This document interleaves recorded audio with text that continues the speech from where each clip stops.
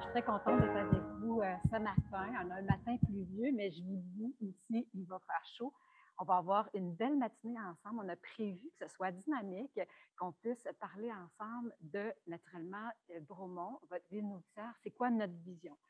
Alors aujourd'hui, comme vous savez, on est réunis pour travailler collectivement la vision de Bromont Ville nourricière. Alors, on est plusieurs, on est un ensemble d'acteurs de différentes régions. On peut être des gens qui sont dans l'éducation, des gens dans la production, la transformation. Ce qui est intéressant aujourd'hui, c'est qu'on va mettre tous ensemble nos idées, notre vision, qu'est-ce qu'on a le goût, vers où on aimerait aller ensemble. Et donc, c'est vraiment pour ça qu'on se réunit. On va oublier tous les débats, la politique, la pandémie et on va être à l'écoute. Aujourd'hui, ce matin, on est plus dans une dynamique d'écoute, de partage. Donc, on va vous inviter à partager librement. Alors, l'idée, c'est de tracer les grands contours. On ne va pas ressortir avec une vision qui est vraiment précise. On va plus aller chercher les éléments importants pour vous.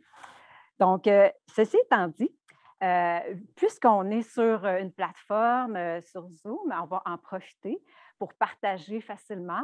Et j'aurais une première question qui est assez personnelle pour vous, mais vous en attendez, c'est certain. C'est la suivante. Puis je vous invite, si vous êtes habitué à communiquer par le chat en bas complètement, c'est marqué « Converser », vous allez pouvoir cliquer là-dessus et mettre une réponse. Donc, je vais vous poser une question et je vous invite à y répondre. N'hésitez pas là, à donner votre idée. La question est la suivante. Quelle est votre vision à vous, votre rêve pour la collectivité, pour Bromont, la couleur particulière que vous souhaitez pour Bromont Ville nourricière? Donc, on parle à long terme, naturellement. Hein, une ville nourricière, ça ne se fait pas en 3 ans. Donc, c'est quoi votre vision? N'hésitez pas à partager sur le chat. Tout ce que vous dites aujourd'hui là, est collecté et on va en tenir compte pour la suite du beau projet. Donc, je vous laisse quelques minutes. Je vais ouvrir mon chat ici pour voir ce qui se passe. N'hésitez pas. On sait que vous avez chacun des idées et puis c'est normal qu'elles soient différentes parce qu'on a toutes des perspectives différentes. C'est ça la richesse aujourd'hui. Donc, allez-y. Ça va être une façon de mieux se connaître aussi. C'est un peu l'objectif dans notre parcours de démarche nourricière, c'est de créer des liens, des contacts, puis connaître quelles sont les visions de chacun. Donc, allez-y. N'hésitez pas à écrire votre vision. Je prends quelques minutes là, pour vous laisser, pour ceux qui ne sont pas habitués. Donc, on va en bas, je vous rappelle, dans le chat. Ça peut être 1 mot, 2 mots. Ça nous donne des fois, ça peut être notre certaines valeurs qu'on associe à cette vision-là.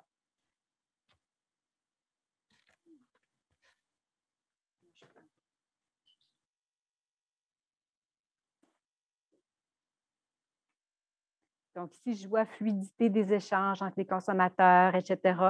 Ici, on est ouvert à tout, fait qu'il n'y a pas de jugement. Avoir une variété de cultures, quel est votre, dans le fond, des jardins partout, donc, etc. Donc, là-dessus, on s'est un petit peu réchauffé. Donc, tout le long de l'avant-midi, ce qu'on va faire, c'est justement essayer d'échanger. Ça, c'est un des moyens qu'on a. On va plus tard se rencontrer en salle séparée, individuelle, pour discuter de d'autres questions. Aujourd'hui, là, en ce moment, on était un petit peu plus large. Naturellement, bien, on va désirer être vraiment dans quelque chose de pratico-pratique, de concret, de réaliste. Donc, on va donner certaines balises tout au long de la rencontre pour justement se focusser. Mais vous allez voir. Donc, maintenant, j'aimerais, on est réchauffé un petit peu. Et puis, il y a des gens ici qui travaillent sur le projet depuis un certain temps, dont votre maire, M. Louis Villeneuve. Et je laisserai la parole, il va vous dire quelques petits mots.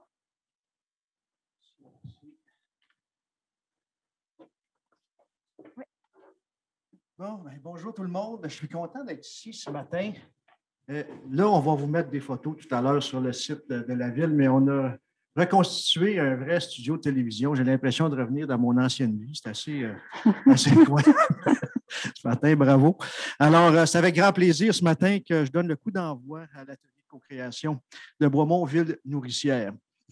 Alors, c'est un beau projet qui est en lien avec notre plan de développement durable.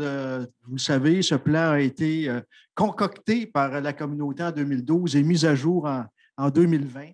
Alors, c'est un plan qui est toujours pour le conseil municipal un outil important, un outil qui est consulté. Alors, moi, je vous remercie de consacrer votre samedi matin. Vous ne pourrez pas profiter du soleil, aller vous faire bronzer, malheureusement, aujourd'hui. Non, mais c'est une belle journée quand même pour faire ça parce qu'il pleut. Tu sais. Alors, mais l'idée, c'est de nous aider à bonifier ce plan-là et on a besoin de vous. Je le dis souvent, c'est ensemble qu'on réussit à faire de Bromont une ville qui inspire l'action et puis votre implication, bien, elle est très importante. Lors de l'élaboration des grands chantiers à Bromont, des grands projets, bien, on tient toujours à consulter la population. On le fait dans le passé, on le fait aujourd'hui, on va continuer à le faire dans l'avenir. C'est des exercices qui sont importants, intéressants, enrichissants. Et pour nous, c'est toujours plaisant de rencontrer nos concitoyens lors de ces exercices-là. Bon, OK. En parlant de rencontres, mettons que là, on est encore en Zoom ce matin. Puis vous comprenez qu'on est en Zoom à cause des mesures sanitaires, donc on ne pouvait pas se permettre là, de se rencontrer tout le monde ensemble pour ça. Alors, la situation exceptionnelle de la COVID-19, bien ça nous a fait prendre conscience, ça nous a obligés à nous adapter et aussi à réfléchir à des enjeux au cours de la dernière année et demie. Puis force est d'admettre que l'autonomie alimentaire, hein, on a vu à quel point on pouvait dépendre des autres. Donc, on a pris conscience de cette dépendance-là à des systèmes qui sont hors de notre contrôle, en plus d'être éloignés de notre communauté avec tous les impacts environnementaux qui en découlent. Alors, ce matin, il y a des spécialistes qui vont nous aider à comprendre ce qu'est un système alimentaire durable et une ville nourricière. Et nous brossera aussi un portrait de la situation à Bromont. On pourra ensuite s'exprimer sur la vision de Bromont, ville nourricière. Alors, pour beaucoup de gens, en amont, il y a eu beaucoup de travail. On n'arrive pas ici ce matin là, comme ça. Là, il y a beaucoup de travail qui a été fait en amont. Alors, moi, c'est important qu'on remercie mes collègues, conseillères et conseillers municipaux, Claire Mayotte, qui est ici ce matin, Marc-Édouard Larose, qui ont lancé l'idée et construit ce projet qui a démarré il y a un peu plus d'un an maintenant. Alors, merci à vous deux. Merci au nom de tous les Bromontois et Bromontoises. Je veux aussi donner un chaleureux remerciement au comité de citoyens qui s'est lancé dans l'aventure. Alors, c'est le fun d'avoir des citoyens qui ont le goût de s'impliquer. Alors, merci à ces citoyens qui donnent leur temps. On va avoir l'occasion de vous présenter un peu plus tard au cours de l'atelier. Il y a aussi le précieux apport des consultants qui est à souligner. Hein, ça nous prend des spécialistes quand on veut élaborer des projets de qualité. Il y a beaucoup de défis dans une municipalité, puis des fois, de l'extérieur, on peut voir des solutions simples, mais la réalité est que les choses, des fois, sont un peu plus complexes qu'on pense. Donc, c'est important d'avoir des gens compétents qui nous entourent, qui travaillent avec nous, qui nous accompagnent, qui nous aident à réaliser nos projets. En terminant, je veux aussi remercier l'équipe des communications de la Ville, Catherine Page, Amélie Casobon, qui se sont investis à organiser la diffusion de cet événement, ainsi que le travail de Maria Hernandez, qui est avec nous en Zoom ce matin, qui, elle, est responsable du développement durable à la Ville de Bromont. Alors là, je laisse toute la place à cet atelier-là. Je vous remercie pour le temps que vous m'avez donné ce matin. Je reste avec vous en Zoom et bon atelier à tous et à toutes. Merci beaucoup, M. Villeneuve. Donc, si on pourrait vous applaudir, on le ferait. Ça serait... on va le faire ici. Alors, c'est toujours un plaisir là, d'avoir des gens dynamiques dans une ville qui nous permettent de faire des beaux projets comme ça. Donc, c'était un beau départ pour notre journée, ce mot-là qui nous explique un peu d'où tout ça vient. Donc, je ne me suis pas présentée. Je vais prendre 2 secondes pour ça. Mon nom est Chantal de Montigny. Je suis de Vivre en ville. Donc, mon travail, c'est de coordonner différentes activités pour permettre justement des communautés, des démarches nourricières, permettre l'accès à une alimentation pour tous, du développement durable en alimentation et tout ce qui est en lien avec les territoires nourriciers. Donc, ça me fait plaisir d'être avec vous aujourd'hui spécifiquement pour l'animation de cet atelier-là. Donc, on va commencer à présenter là, la présentation ici. Peut-être qu'on pourrait partager l'écran. Donc, je vais attendre quelques minutes qu'on soit prêt pour ça. Bien, je peux commencer. Comme M. Villeneuve vous a dit, on a décidé ici de mettre l'alimentation au cœur de la collectivité. Mais qu'est-ce que ça veut dire? C'est ce qu'on va voir un peu aujourd'hui. On est intéressé à développer un système alimentaire durable. Donc, ce n'est pas rien. On va voir encore de quoi il retourne aujourd'hui. Puis, on va vous donner l'occasion de donner votre opinion là-dessus. Donc, la démarche nourricière, ce n'est pas nouveau en fait, mais depuis l'hiver, on a commencé. Puis là, vous voyez tous ce qui est inscrit. En 2021, on a commencé à en parler et à rassembler les gens autour de la question. Naturellement, quand on parle de rassembler les forces vives, bien ça se fait tout au long du projet. Aujourd'hui, c'est une occasion de se rassembler, puis tout au long, on va rajouter des gens dans cette démarche-là. La démarche nourricière, pour qu'elle fonctionne, on a remarqué qu'on a besoin d'étapes stratégiques. Donc, on a 6 étapes stratégiques qui fait que ça va avancer et qu'on va pouvoir mesurer ce qui se passe. Donc, ici, on a commencé déjà, on est à mi-chemin de la démarche. Donc, cet été et durant le printemps, il y a eu des gens ici que M. Villeneuve nommait qui ont travaillé fort, beaucoup, pour aller voir un peu c'est quoi la situation, comment ça se passe en alimentation à Bromont. Donc, c'est le fameux portrait diagnostic. Donc, ça a eu lieu, c'est fait. Aujourd'hui, on est rendu cet automne à élaborer notre vision. Donc, on a vu où est-ce qu'on est. Maintenant, on veut savoir puis discuter vers où on va. Où est-ce qu'on veut aller tous ensemble? Les gens qui sont dans les écoles, dans les CPE, qui sont à la mairie, qui sont fonctionnaires un peu partout dans les institutions. Donc, les producteurs, nos transformateurs, les citoyens, les consommateurs. Qu'est-ce que les gens désirent en alimentation? Donc, c'est aujourd'hui qu'on travaille cette question-là, cet automne. Ensuite de ça, on va, ce qui est intéressant aujourd'hui, c'est qu'on va voir qu'il y a un certain état de situation et il y a un chemin vers où on aimerait se diriger. Mais pour ça, bien, ça nous prend un plan. Donc, comment faire cette transition-là? Donc, ça va être travaillé aussi cet automne et cet hiver pour qu'en février, on obtienne, en février 2022, un plan d'action vraiment réaliste, concret, qui va permettre pour les 3 prochaines années d'avancer. Naturellement, tout ça va être surveillé, mesuré. Donc, il y a une série d'activités qui vont avoir lieu dans le futur en lien toujours avec la démarche. Donc, ça fait le tour là, sur la démarche. Oui. Donc, je pourrais passer à la prochaine, à cette étape, juste pour aujourd'hui donner les objectifs. Donc, pourquoi on se rassemble? Vous le savez, on veut définir la couleur, les contours de Bromont Ville nourricière. On veut surtout partager nos rêves, débuter notre vision collective ensemble, mieux se connaître, savoir ce que les autres ont le goût. On veut aussi les présenter les faits saillants du portrait pour que vous soyez au courant. Plus qu'on va avoir des connaissances communes, plus que ça va être facile de se donner une vision collective commune. Donc, c'est co-construire aujourd'hui.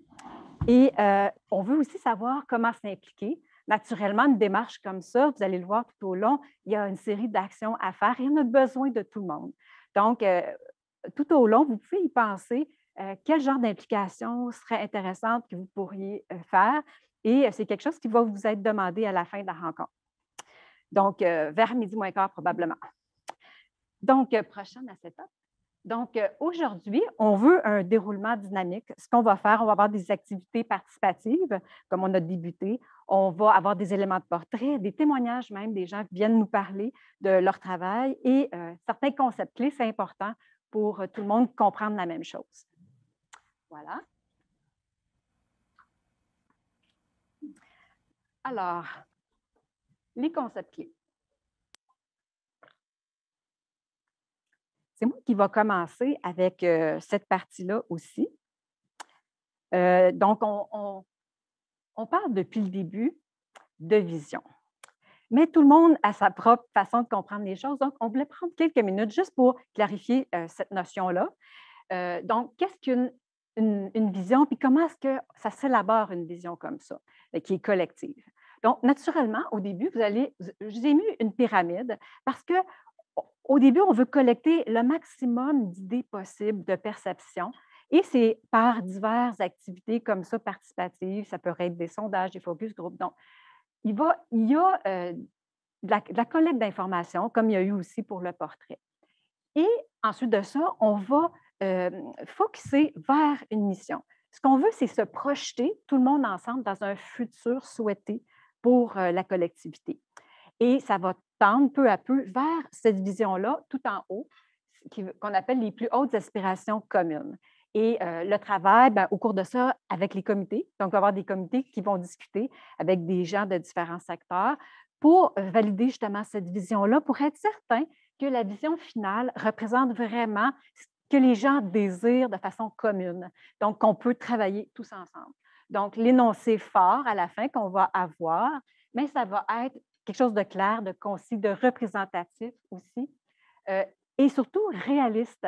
Donc, on va s'ancrer vraiment dans votre réalité à Bromont. C'est pourquoi on a fait un portrait, entre autres, et aussi qu'on s'intéresse à savoir qu'est-ce que vous avez le goût, vous, de faire et travailler sur quoi. Donc, c'est ça qui est important, le côté réaliste. Donc, être cohérent aussi avec notre territoire, quelles sont nos forces, nos faiblesses, nos opportunités. Prochaine acétate, s'il vous plaît.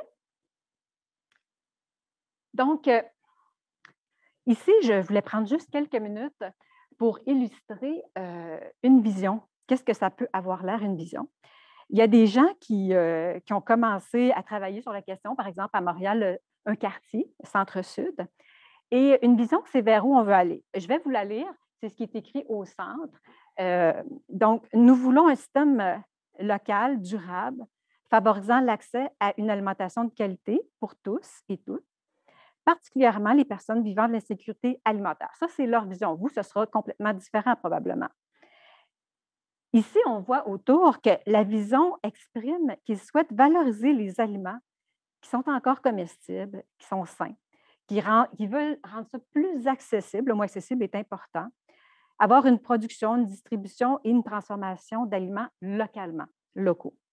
Donc, ça, la vision, c'est juste avant de passer au design, au dessin, aux choses concrètes, donc matérialiser sous forme de projet ce qu'on veut faire. Donc, ici, il pourrait y avoir qui vont en découler des projets d'agriculture urbaine, des projets de récupération de certains aliments, du transport en commun pour faciliter l'accès. Donc, ça, c'était pour le cas du quartier nourricier. Mais c'est juste pour vous illustrer un peu où est-ce qu'on est. On n'est pas encore dans le plan d'action, on est dans la vision ensemble. Prochaine acétate, s'il vous plaît. Donc, on parle depuis tantôt de ville nourricière, mais qu'est-ce que c'est une ville nourricière? Comment est-ce qu'on le définit? C'est très simple. C'est un milieu de vie, une collectivité comme Bromont, qui se rassemble, puis qui est engagé et qui veut faire des changements. Des changements, très souvent, ce sont vers des systèmes alimentaires durables. On va voir qu'est-ce que c'est. Une meilleure autonomie alimentaire, on en a parlé tantôt, la pandémie nous a réveillés sur certaines choses. Et garantir aussi un accès à une saine alimentation pour tous. Prochaine acétate, s'il vous plaît. Donc, un système alimentaire durable, c'est quoi? Puis là, c'est important, c'est un réseau de collaboration. Je mets l'emphase sur collaboration territoriale sur votre territoire qui comprend l'ensemble du cycle de vie des aliments. Vous voyez ici le fameux schéma qui schématise de façon très simple un système alimentaire qui passe de la production, transformation, la distribution, la consommation et la gestion, la valorisation des déchets. Donc, on prend l'ensemble du cycle de vie des aliments, on essaie de le comprendre et les acteurs qui y participent, ce n'est pas juste des gens qui sont dans l'action pour produire des aliments, pour les transformer, mais c'est toutes les opérations autour de l'alimentation, donc encourager, éduquer, faciliter, financer, etc. Donc, tous ces gens-là participent ensemble pour bâtir ce fameux système alimentaire durable. Donc, pensée systémique, donc penser au système alimentaire, c'est quoi? C'est ancrer l'alimentation dans le territoire, donc dans la réalité, d'où le portrait, la connaissance qu'on a du territoire, c'est quoi nos opportunités, nos forces. C'est maximiser les bénéfices pour la collectivité. Et ça, je ne rentrerai pas dans les détails, mais en alimentation, ce qui est bien, c'est qu'on travaille sur plusieurs fronts en même temps. Donc, on peut travailler sur améliorer l'environnement, donc la façon dont on fait les choses, moins de gaspillage, moins de pollution, etc. On peut travailler au niveau économique, donc qui est plus au niveau de comment on crée de l'emploi, comment est-ce qu'on permet aux gens de vivre de leur travail, et du niveau social, bien entendu, l'accès à une saine alimentation, les aliments sains pour tous, la santé. Prochaine acétate, s'il vous plaît. L'autonomie alimentaire, maintenant, c'est un mot qu'on a entendu beaucoup, mais il y a différentes définitions. Ce que je préférais vous donner ici, c'est que c'est la capacité de subvenir aux besoins alimentaires d'une population locale, donc à Bromont, de maintenir la diversité de l'offre, donc pas manger juste des patates, mais un ensemble d'aliments, et permettre aussi un accès facile aux produits pour tout le monde. Donc, c'est ça, grosso modo. C'est sûr qu'on va souvent parler de circuits courts, d'accès aux aliments pour tous. Donc, ces différents éléments que, dans le fond, qui sont importants pour l'autonomie alimentaire, ça peut se concrétiser différemment d'un milieu à l'autre. Maintenant, l'accès à une saine alimentation, qu'est-ce que c'est? De quoi on parle? Bien, ça ressemble un peu à la sécurité alimentaire. Dans le fond, ce qu'on veut, c'est que tous les individus à Bromont, peu importe leur situation financière, économique et leur âge, qui aient accès en tout temps à une alimentation qui correspond à leurs besoins, leur culture, leur goût, qui soit abordable et nutritive. Donc, pour être en santé aussi, puis mener une vie saine, active. C'est une grosse définition, mais ça, c'est important. Des fois, c'est oublié. Mais si on travaille beaucoup l'alimentation, mais qu'on oublie les personnes pour qui c'est plus difficile, bien, on crée des inégalités sociales de santé. Donc, c'est important aussi de considérer cette question. Et enfin, une ville nourricière, on a vu quelles sont les stratégies pour y arriver, là, les fameuses 6 étapes. Mais comment travailler, sur quoi travailler la recette, en fait? Bien, on a des ingrédients, 5 ingrédients qui vous sont proposés ici. Et vous allez commencer à en entendre parler. J'ai vu que c'est sur le site Internet, les gens en parlent, mais aujourd'hui, on va se lancer. Donc, on va nous-mêmes en parler, commencer à mieux les comprendre. Et quoi de mieux là, pour les présenter qu'une vidéo, je les nomme quand même, un territoire productif, ingrédients entreprise prospère responsable, un accès amélioré à une saine alimentation, une demande de proximité accrue et un cycle de vie optimisé. Et on ajoute à ça une gouvernance alimentaire locale, tout le monde qui travaille ensemble. Donc, je vous laisse sur la vidéo qui donne l'explication. Ah, on m'a dit qu'il n'y a pas de vidéo, mais vous l'avez tous reçu. J'espère que vous avez pu le visionner. Donc, si on n'a pas la vidéo, bien, je vais peut-être donner quelques petites explications de plus, quoique tantôt, on va y revenir. Mais juste avant d'aborder la question, puis la vidéo, vous le trouverez, là, il est sur le site Internet. Quand on veut avancer dans une démarche nourricière, des fois, on se dit par où commencer, tout ça. C'est pourquoi qu'on a ces fameux ingrédients-là. C'est pour nous aider un peu un pense-bête, pour dire, OK, est-ce que j'ai pensé à mon territoire productif? C'est bien beau de dire, je vais être nourricier, mais est-ce que j'en ai des aliments? Est-ce que j'en produis? Est-ce que mon territoire me permet de le faire? Il faut regarder un petit peu de ce côté-là. Une fois qu'on a ces territoires productifs, mais il faut des gens pour les produire, pour les distribuer, pour les transformer. Donc, est-ce que nous avons tout ça? Est-ce que les gens peuvent vivre de ce travail-là? Donc, c'était le second ingrédient. Le troisième ingrédient, OK, on a des gens qui en produisent, mais est-ce que c'est accessible à tous? Donc, c'était le troisième ingrédient. Et par la suite, est-ce que les gens vont pouvoir vont les demander, ces aliments locaux-là? Donc, est-ce qu'ils sont au rendez-vous? Parce que c'est bien sûr, s'il y a des gens qui y travaillent, mais qu'il n'y a personne qui utilise les aliments, c'est difficile de rentabiliser, d'être pérenne là-dedans. Donc, on a besoin encore là de la contribution des consommateurs de ce côté-là. Et bien sûr, pour terminer, bien, le cycle de vie optimisé des aliments. Donc, il y a toujours du gaspillage ou des résidus. Donc, pour être vraiment durable, bien, il faut en tenir compte et planifier des façons de ne rien perdre. Donc, là-dessus, on va passer à la prochaine étape. Donc, ben Sophie, peut-être je te laisserai la parole pour débuter parce que là, on va rentrer dans l'état de situation comme tel. Merci, Chantal, pour cette belle mise en situation. On apprécie beaucoup. Oh, pardon. Merci beaucoup, Chantal. Alors, oui, on a travaillé sur, comme Chantal l'a expliqué, là, une étape importante pour développer le concept de ville nourricière à Bromont, ça a été de dresser le portrait et le diagnostic de ce qu'on a. Il faut toujours savoir d'où on part pour se fixer des objectifs de où on veut aller, puis établir la bonne route pour s'y rendre. Alors, pour dresser ce portrait, on a utilisé plusieurs données, des données existantes, soit des statistiques, des données à la financière agricole, comme vous voyez, la Ville de Bromont, l'Agence forestière de la Montérégie. Et on a également fait appel aux gens de Bromont pour répondre à 3 sondages qui ont été mis en ligne sur le site de la Ville de Bromont. Alors, on a consulté des producteurs agricoles, des producteurs et productrices agricoles, des citoyens et également des entreprises bioalimentaires.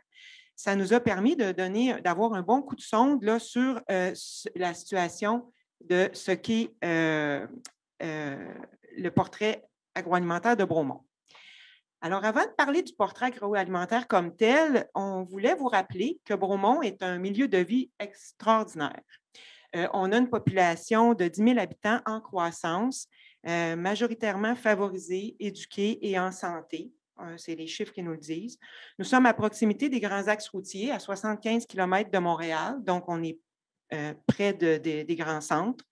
On est un terrain de jeu à ciel ouvert. Alors, je n'ai pas besoin de vous mentionner là, tous les loisirs qui sont à votre portée.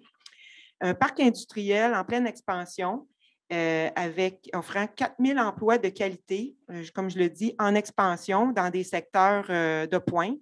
On a 2 écoles primaires, 13 services de garde et une résidence pour personnes âgées. Alors, c'est ce qu'on a chez nous.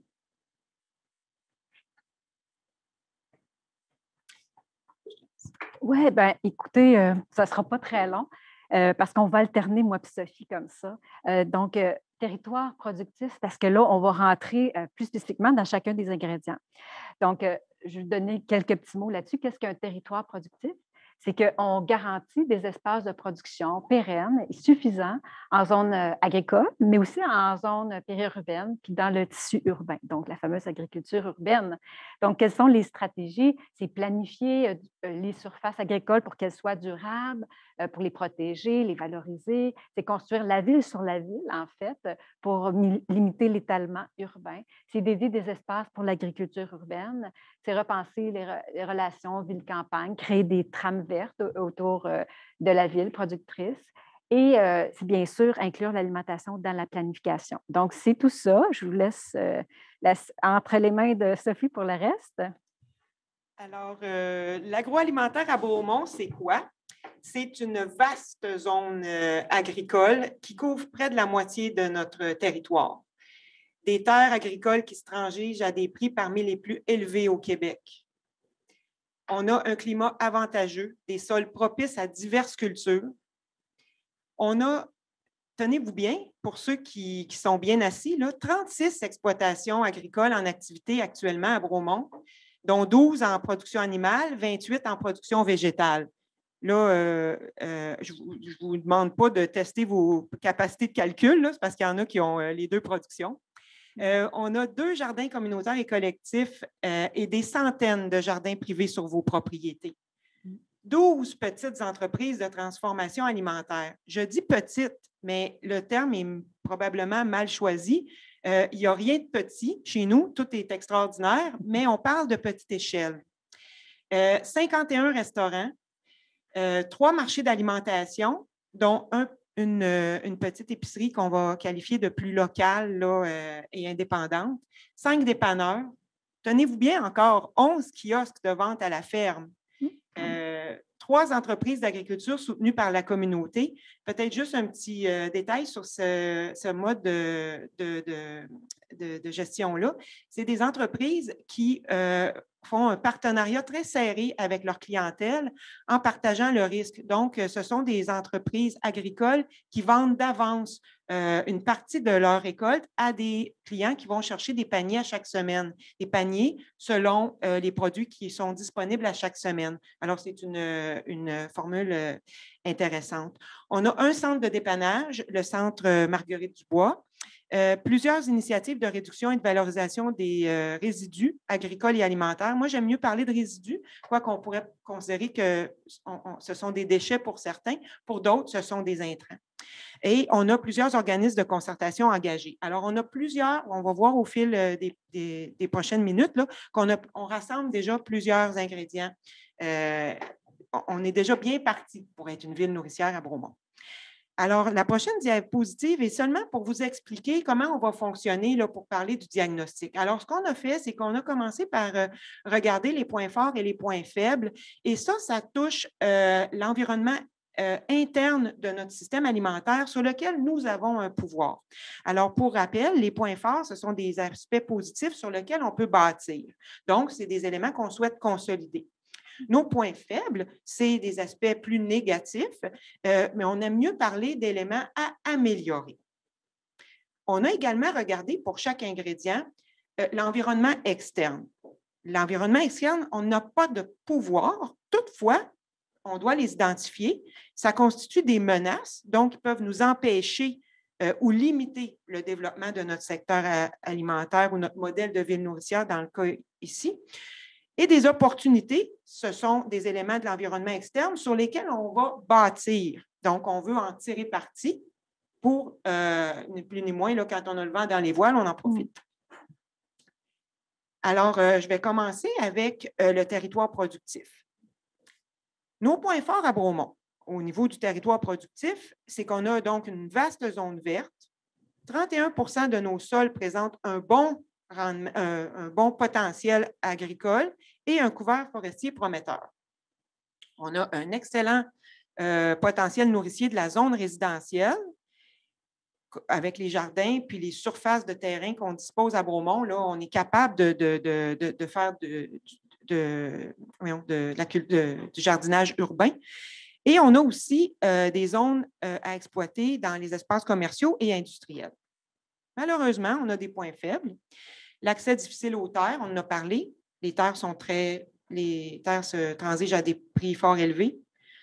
40% de nos propriétés en zone verte ne font pas d'activité agricole actuellement. Notre potentiel acéricole est grand et le potentiel de production forestière non ligneuse sont peu exploités. Et on a de vastes surfaces gazonnées non productives. Ça, je veux dire, c'est chez nous, mais c'est partout dans les villes des couronnes urbaines. Au niveau des menaces, donc ce qu'on ne contrôle pas, on a la pression des autres usages. Ce qu'on entend ici, c'est que la zone productive est attaquée de toutes parts par des infrastructures commerciales, résidentielles, industrielles et également par les infrastructures pour les routes notamment. Il y a des tensions entre les résidents et les producteurs. Ça se manifeste par des plaintes au niveau des odeurs. Également, quand on est en période d'épandage de matières fertilisantes sur les fermes, les producteurs, malheureusement, peuvent échapper sur la route ce qu'on appelle des résidus, c'est ça, sur les routes. Il y a des résidents pour qui c'est irritant. Les bruits également. Les bruits agricoles peuvent être dérangeants à certaines périodes de l'année. Nos opportunités. Alors, on a la chance d'avoir sur notre territoire un service de maillage entre les producteurs et les aspirants producteurs qui s'appelle l'Artère. Alors, ça, c'est une richesse. Je ne souhaite pas élaborer, mais c'est quelque chose que vous pourrez aller voir. Ça facilite donc les rencontres entre les gens qui ont des terres à vendre ou à utiliser et ceux qui s'en cherchent. On a chez nous une campagne régionale de valorisation, notre campagne Un milieu de vie à partager pour favoriser la cohabitation harmonieuse. Alors, ça, c'est une opportunité. Puis également, on aurait l'opportunité de développer davantage sous forme d'activités de formation ou de sensibilisation le dialogue entre les gens de la terre et de la ville. On laisse maintenant place à un témoignage. Oui. Alors, je vais passer la parole à Caroline. Sophie. Bonjour tout le monde. Mon nom est Caroline Gosselin. Moi, je suis une consultante qui accompagne dans la ville de Bromont, un petit peu dans les coulisses, depuis le début du projet, donc depuis janvier et jusqu'au 31 mars. Dans le fond, j'épaule la ville à toutes les étapes là, que Chantal a mentionnées là, dans le processus. Une des façons qu'on a donné de l'impulsion au projet, dans le fond, c'était de créer un groupe de travail pour Bromont-Ville-Nourricière qui comprend des acteurs du milieu. Chantal, tantôt, a mentionné, dans le fond, les grandes lignes de ce qu'est un système alimentaire. Donc, on a tout ce qui est production, transformation, distribution, on a la consommation, la revalorisation des déchets. Donc, nous, ce qu'on voulait faire dans le groupe de travail, c'était de s'assurer qu'on avait au moins un acteur du milieu pour chacune des phases, dans le fond, du système alimentaire. Et c'est ce qu'on a fait. Je vais vous les présenter tout à l'heure. Mais là, on vous présente un petit témoignage parce que là, Sophie, elle vous a brossé, elle commence à brosser le tableau du portrait du bioalimentaire de Bromont. Mais pour rendre ça un petit peu plus vivant puis près des préoccupations du milieu, on vous introduit dans le fond un petit témoignage. On en a 4 ce matin. Ce sont tous des membres du groupe de travail Bromont-Ville-Nourricière. Puis comme Sophie vient de commencer par l'aspect territoire productif, bien, on aimerait entendre parler Dave Williams, qui est producteur agricole ici à Bromont. Puis on aimerait entendre un petit peu parler de sa réalité. Alors, Dave, tu nous entends? Oui. Bonjour, merci d'être là. On sait que tu as un horaire très, très chargé. Est-ce que tu peux commencer, Dave, en nous expliquant un peu, nous parler un petit peu de ton entreprise? Qu'est-ce que le domaine Muscadine? Ben, bonjour, je me présente Dave Williams. Je suis copropriétaire avec ma conjointe Caroline Porlier du domaine Muscadine qui est situé sur le chemin Gaspé, près du boulevard Pierre-Laporte. Nous, on fait l'élevage de wapiti et on a une boutique à la ferme pour vendre nos produits. Est-ce que, Dave, on imagine que tout n'est pas rose. Peux-tu nous parler un petit peu des enjeux que vous vivez spécifiquement au domaine Muscadine? Comment ça se passe chez vous? Bien, au niveau des défis, c'est sûr qu'en ayant une production animale, on reste toujours, on est à la, c'est un animal, donc on peut avoir la fragilité des animaux au niveau des soins, des maladies. C'est sûr que nous, il faut trouver aussi un certain équilibre famille, travail, parce que notre boutique est ouverte les samedis. On a des travaux aussi à faire à la ferme qu'on fait souvent les fins de semaine parce que j'occupe un autre emploi la semaine. Donc, c'est essayer de trouver un équilibre avec les enfants et les activités de tout le monde. Aussi, on a un équilibre avec notre cheptel où on a des besoins au niveau de la viande pour vendre dans notre kiosque, mais on doit aussi avoir des bêtes, là, comme on dit, ils ont un bébé par année. Fait qu'il faut avoir un équilibre entre notre demande, nos besoins et le cheptel dans le champ. Comme je disais, le wapiti est un animal qui est très résistant. Cependant, lorsqu'il tombe malade, on n'a pas un grand temps de délai pour réagir. Vu que c'est un animal qui est sauvage, il va cacher s'il a besoin de soins le plus longtemps possible pour ne pas être vulnérable. Donc, quand on se rend compte qu'on a un animal malade, il faut réagir très rapidement. Donc, ça prend des équipements. On parle de, comme vous voyez là, sur les photos, là, on voit les mâles avec les bois. C'est très dangereux de les approcher. On ne peut pas lui donner des soins directement. Donc, ça prend des équipements, des cages de contention et tout pour pouvoir donner des soins aux animaux pour les vacciner, etc. Au niveau des défis, si je continue, on est une entreprise en démarrage. Ça fait 3 ans qu'on est implanté ici à la ferme. Mais qui dit démarrage dit besoin de sous dans les premières années. Il y a des programmes disponibles au niveau du MAPAC, etc. Mais des fois, quand on se met à prendre ces programmes-là, il y a une lourdeur administrative, des fois, qui nous décourage à aller chercher des subventions pour pour compléter certaines choses à la ferme, là. Il y a aussi, c'est de garder la passion aussi, là, puis pas se décourager dans les moments un peu plus durs, mais on y va par passion, puis faut pas perdre cette passion-là, parce que sinon, je pense que des fois, on mettrait une pancarte à vendre en avant, puis il faut pas se décourager avec ça, là. Si je continue, vous en avez parlé tantôt, l'urbanisation, faut pas... parce que l'animal, là, on est dans la période de rut au niveau du wapiti. Il peut y avoir au niveau du mâle, va beaucoup beugler au niveau du rut. Fait que ça peut déranger nos voisins de ville, mais il faut faire attention avec ça, là. Merci, Dave.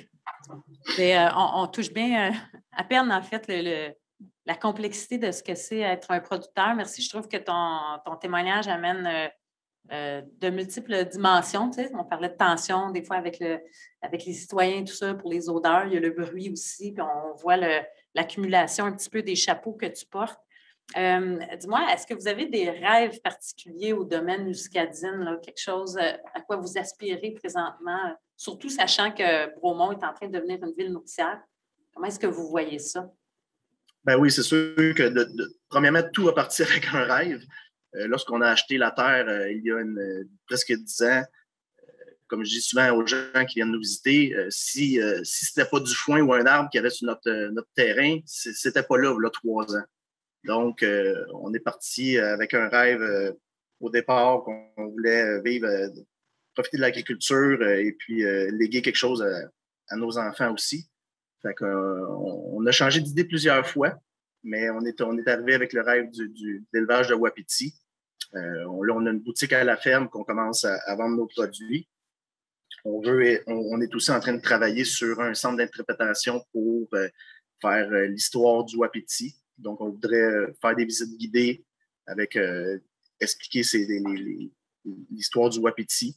On veut également rajouter une mini-ferme au domaine, des jeux pour les enfants. On va avoir des aires où on a beaucoup de cyclistes au niveau du chemin de Gaspé.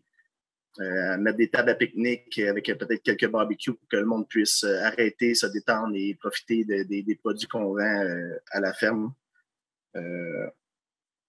Et c'est sûr qu'on voudrait aussi agrandir notre boutique. On se rend compte qu'on manque un peu d'espace. On veut avoir une cuisine pour être plus indépendant pour préparer les choses là, à l'interne chez nous, là. Merci. Wow! Tout un programme. Puis, en quelques mots, comment est-ce que tu résumerais, mettons, vos besoins pour réaliser ces objectifs-là? Bien, au niveau des besoins, on ne se le cachera pas qu'il y a toujours une question d'argent. C'est sûr que là, on est en démarrage, mais après 3 ans, on commence à être plus établi, donc c'est plus facile. On a des chiffres à présenter pour la question des demandes au niveau du MAPAC, de la financière agricole. Ça commence à être plus facile de ce côté-là. C'est sûr qu'il y a le temps aussi. Au niveau de notre cheptel, de notre élevage, c'est sûr que c'est de construire, comme je disais, l'équipement pour les entretenir, les soins aux animaux. Un coup que c'est fait après ça, c'est pas trop de temps après ça. Et c'est de faire les pâturages, de faire les enclos au champ. Donc, c'est d'avoir une belle rotation. On essaie le plus possible qui se nourrissent des produits provenant du sol directement. Mais c'est de construire les enclos. Un coup que ça, c'est fait, je vous dirais que ça va être de juste veiller aux bons soins des animaux au champ, là. Merci, Dave, du domaine Muscadine, copropriétaire du domaine. Merci beaucoup pour ton témoignage. Merci à vous. Merci. On vous applaudit pour avoir témoigné. On va mettre quelques images parce qu'il y a des gens qui n'ont pas eu le temps de les voir. Donc, voilà. Vous voyez maintenant.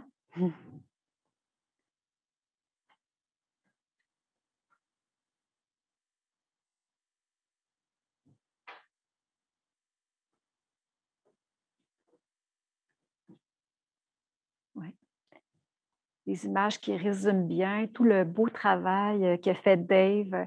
Et c'est vraiment plaisant là, de voir en concret ce que vit Dave.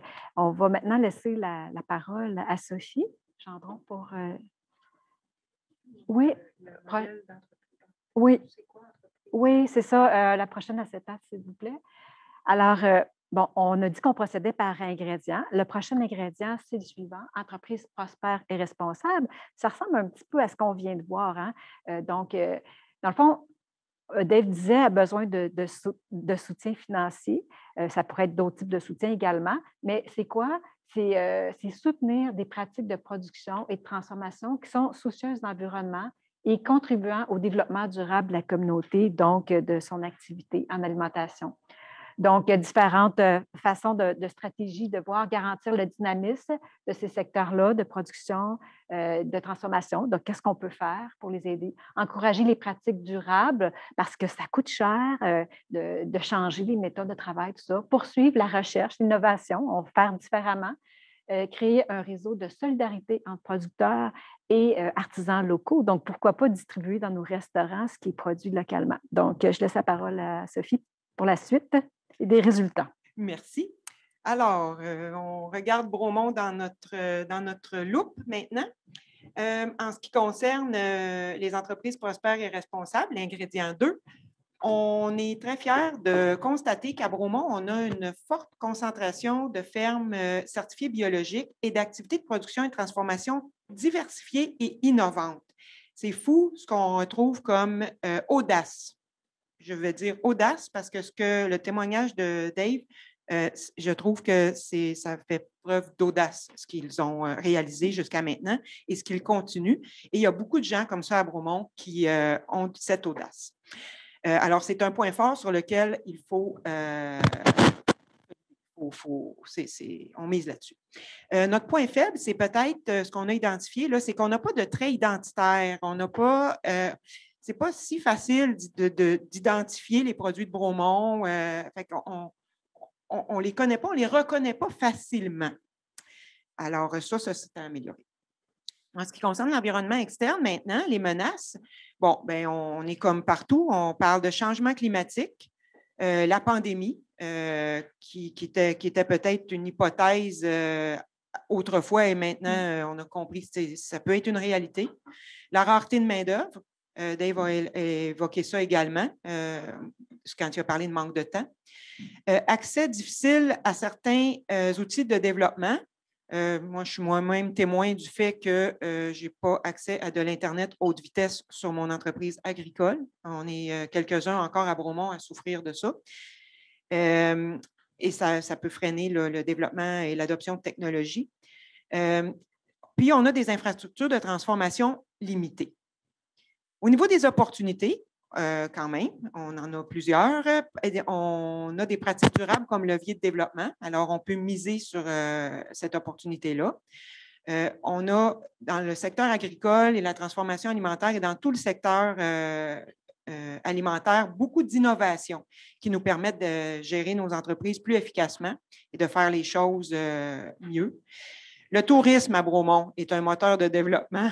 Je vous laisse imaginer les opportunités. On a l'exploration de modèles alternatifs. Alors, à Bromont, on fait justement, on est audacieux, puis il y a plusieurs opportunités encore sur lesquelles on pourrait miser pour développer une agriculture innovante et plus responsable. Notre CLD, Brome-Missisquoi, est actif et très, très innovateur là, au niveau du développement du secteur. Puis ça, c'est une chance qu'on a sur laquelle on peut bâtir. Également, on a des projets dans la région. On a un projet de cuisine de transformation à Cowansville qui est sur les cartons et également un projet d'abattoir de proximité à Grimby sur lesquels là, on pourrait bâtir notre avenir. Je laisse la parole à Caroline pour un témoignage. Merci, Sophie. Donc, on est dans l'ingrédient des entreprises prospères et responsables. Puis, on a pensé inviter Amélie Dubé-Ringuet, qui est copropriétaire du restaurant Le Chardot, à nous dire quelques mots sur, dans le fond, son expérience à titre d'actrice du bioalimentaire de Bromont. Puis, je vous rappelle que, dans le fond, on descend dans le portrait, puis avec nos acteurs, pour que vous compreniez bien l'ensemble du portrait. Après, c'est un peu plus facile de rêver en connaissant un petit peu les réalités du milieu. Alors, Amélie, es-tu des nôtres? Je suis des nôtres. Est-ce que vous m'entendez? Ah, bien, bonjour. Merci d'être là. Je sais que tu as travaillé très tard hier On fait des longues heures dans un restaurant, hein? Ça fait partie de la liste de tâches. Alors, bienvenue. Peux-tu nous dire un petit mot, Amélie, sur ton beau restaurant? Oui, alors Amélie Dubéringuet, je suis en effet copropriétaire du restaurant Chardot Resto et Bar à Vin. On est situé dans le vieux village sur la rue Shepherd à Bromont. Ça a fait 4 ans, il y a quelques semaines, qu'on est ouvert. Alors, on est un petit restaurant qui est vraiment axé justement sur la mise en valeur des produits locaux. On fait une cuisine qui est plutôt gastronomique, cuisine de gibier majoritairement avec légumes, produits de la forêt et autres produits qui sont vraiment toujours le plus possible issus là, d'entreprises locales. Au niveau des boissons, breuvage aussi, là, on est dans une carte de vin bio et nature uniquement. On a beaucoup de produits d'ailleurs à ce niveau-là, mais aussi là, pas mal tout ce qui se fait en bio et en nature en vin au Québec. Puis, toute notre liste de breuvages de bières, nos bières sont 100% locales et autres breuvages locaux. Miam! C'est impressionnant. C'est bon à Bromont. On a une belle équipe de fous. C'est notre équipe de cet été que vous voyez. Belle photo. Amélie, peux-tu nous parler, en fait, nous partager un peu les principaux défis que tu vis dans le cadre de ton travail puis du développement de ton entreprise? Oui, bien, c'est certain qu'on a eu des enjeux financiers importants dans la dernière année. On a dit qu'on ne parlerait pas de pandémie, mais dans mon cas ici, j'ai pas. On est dans un secteur qui a été quand même mis à mal pas mal parce qu'il est arrivé. On a dû se réinventer à plusieurs reprises. Ce qu'on a fait, on est très fiers et contents d'avoir, je pense, passé à travers ça. Et puis, donc ça a amené, le post-pandémie a amené d'autres difficultés. C'est sûr qu'au niveau de nos matières premières, les coûts de tout ont augmenté, les coûts des salaires ont augmenté. Nous, on a vraiment un désir, on est une petite entreprise, on a un désir d'offrir des emplois de qualité, puis d'avoir vraiment de proposer un environnement de travail qui est intéressant et qui est agréable pour tout le monde. Puis, c'est ça, ça vient avec un coût. Et puis, bon, nous, on a vu nos coûts augmenter de partout. Donc, de ce fait, ça se traduit automatiquement dans l'assiette puis sur la facture du client, ce qui est toujours un sujet un peu difficile au niveau de la restauration. Cela dit, on a une excellente et superbe clientèle qui nous a suivis tout au long des derniers mois et qui nous suit encore et puis je pense qu'on comprenne les enjeux auxquels on fait face. Et puis, bon, la main-d'œuvre, c'est un autre sujet qui est de l'heure, assurément. Trouver de la main-d'œuvre, en trouver de qualité, c'est sûr que ça, c'est un enjeu principal. Et puis, dernièrement aussi, l'approvisionnement, nous étant vraiment ayant comme mission, et puis dans nos valeurs de s'approvisionner localement, c'est super gratifiant. On a énormément d'entreprises, que ce soit Bromont, Brome-Missisquoi, le Québec. C'est sûr que nous, quand on dit qu'on s'approvisionne localement, tout dépendant la nature du produit, ça peut venir de plus ou moins loin, mais on essaie toujours de rester à tout le moins au Québec. Et puis, donc, c'est ça, s'approvisionner localement, ça vient avec quelques défis, dont la saisonnalité, la disponibilité des produits, les quantités aussi. Étant un restaurant, on a besoin de quantités qui sont souvent un petit peu plus grandes que ce qu'une mini-entreprise, un élevage peut nous fournir, ce qui nous oblige souvent, nous, on change beaucoup de menus, on change nos menus souvent, étant donné que justement, on va s'approvisionner avec des produits de saison, mais c'est sûr que c'est toujours quelque chose qui est là derrière. Puis, c'est une organisation qui est un petit peu plus complexe aussi, travailler avec des petites entreprises. On travaille avec des gros distributeurs, c'est livré à notre porte, mais c'est sûr que travailler avec la boulangerie du coin, puis la ferme, ça fait qu'on va chercher nos commandes, c'est super. Ça nous permet aussi d'avoir des contacts humains avec nos fournisseurs, qui est super important pour nous, mais c'est sûr que c'est une organisation qui est différente, disons. Merci. On voit toute l'énergie que tu as mis, Amélie, à juste faire tous les réajustements en lien avec la pandémie, mais aussi l'énergie que tu mets à développer des liens de proximité avec tes fournisseurs. Ce qui te reste un peu d'énergie pour rêver. Le Chardot, il rêve à quoi ces temps-ci, s'il y a encore cette énergie-là de le faire? Les derniers mois, on n'a pas eu beaucoup de temps pour rêver, non? On s'est concentré sur notre saison. Un peu de repos? Oui, c'est ça. En fin de saison, bon, la saison a été excellente. Là. Vraiment, ça a été vraiment un bel été. Là, en effet, là, on aspire à ce que ça se calme un petit peu pour prendre notre souffle un peu. Mais c'est sûr que nous, depuis qu'on a ouvert, notre portion d'approvisionnement local n'a cessé d'augmenter, puis notre objectif ultime, c'est d'être capable d'à l'année utiliser des produits qui proviennent uniquement d'ici, puis de ne pas avoir à importer d'ailleurs. Puis bon, mais ça, moi, c'est un rêve que j'ai, mais de justement pouvoir trouver une façon d'organiser, puis de transformer, puis d'entreposer les produits pour qu'on puisse à l'année avoir accès à ces produits-là. Ça serait mon rêve. Merci. Donc, j'entends que peut-être le besoin principal, c'est d'assurer de trouver des fournisseurs et l'entreposage qui permettrait de baisser l'effet de saisonnalité, donc d'être approvisionné à l'année. Est-ce que ça serait ça ton principal besoin en terminant? Oui, ben c'est ça. Par rapport à ça, en effet, si on pouvait trouver des façons de justement, l'entreposage, la transformation, notre réalité au Québec, c'est que la saisonnalité des produits. Les produits sont disponibles dans un laps de temps qui est très court, qui s'adonne à être celui où nous, on est le plus occupé de l'année aussi. Alors, c'est sûr que d'organiser cette transformation et cet entreposage-là, nous, on n'a pas d'espace du tout pour penser geler des bleuets pour les 8 prochains mois. Donc, ça, c'est sûr que nous, ça serait un besoin qui faciliterait énormément notre vie.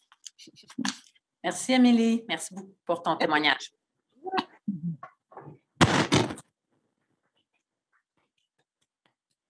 Merci beaucoup, Amélie. Vraiment, c'est des enjeux vraiment importants pour tout le monde, ça, l'entreposage, la transformation, pour pouvoir utiliser nos aliments toute l'année.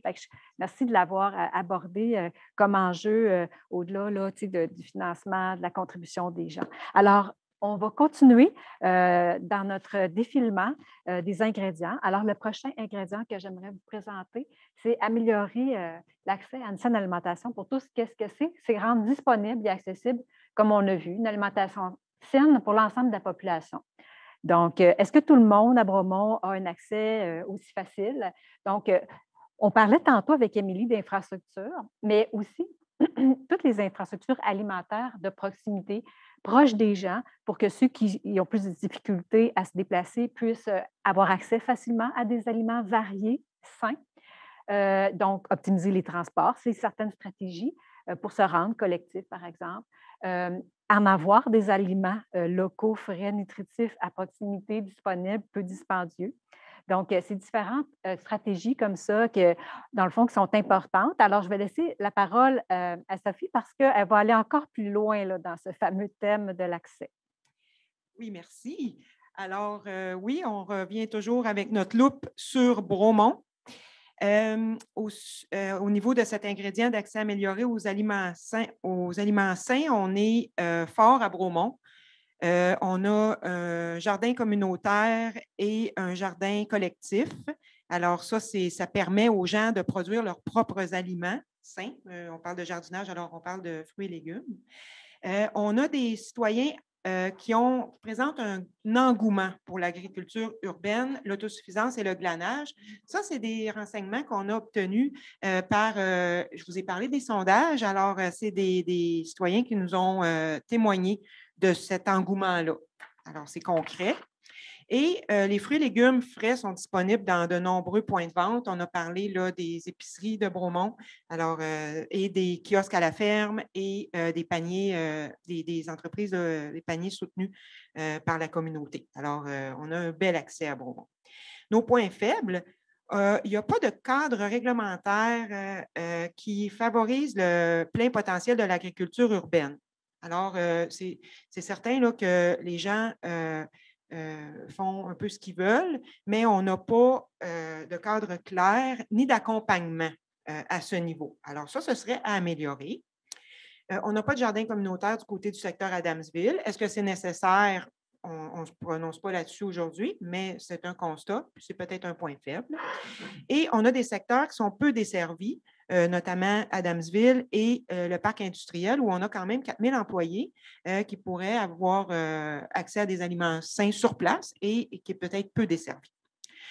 La seule menace qu'on a identifiée sur cet aspect-là, c'est qu'il n'y a pas de coordination qui facilite la mutualisation des ressources sur le territoire de Brome-Missisquoi. Méline a parlé un peu, comme elle disait, on souhaite encourager les entreprises, les fournisseurs locaux, mais quand ça implique là, de faire la tournée là, le matin avant d'ouvrir le restaurant, s'il faut qu'elle fasse le tour de la boulangerie, de la serre, du kiosque de vente de viande, bien, ça implique là, des heures de plus de travail. Alors, peut-être que si on avait une façon de simplifier ce circuit-là, bien, ce serait avantageux pour des gens comme elle et comme tout le monde, pour tout le monde. Est-ce qu'on a un témoignage? Oui. Alors, je vous invite maintenant à porter attention au témoignage pour cet ingrédient-là.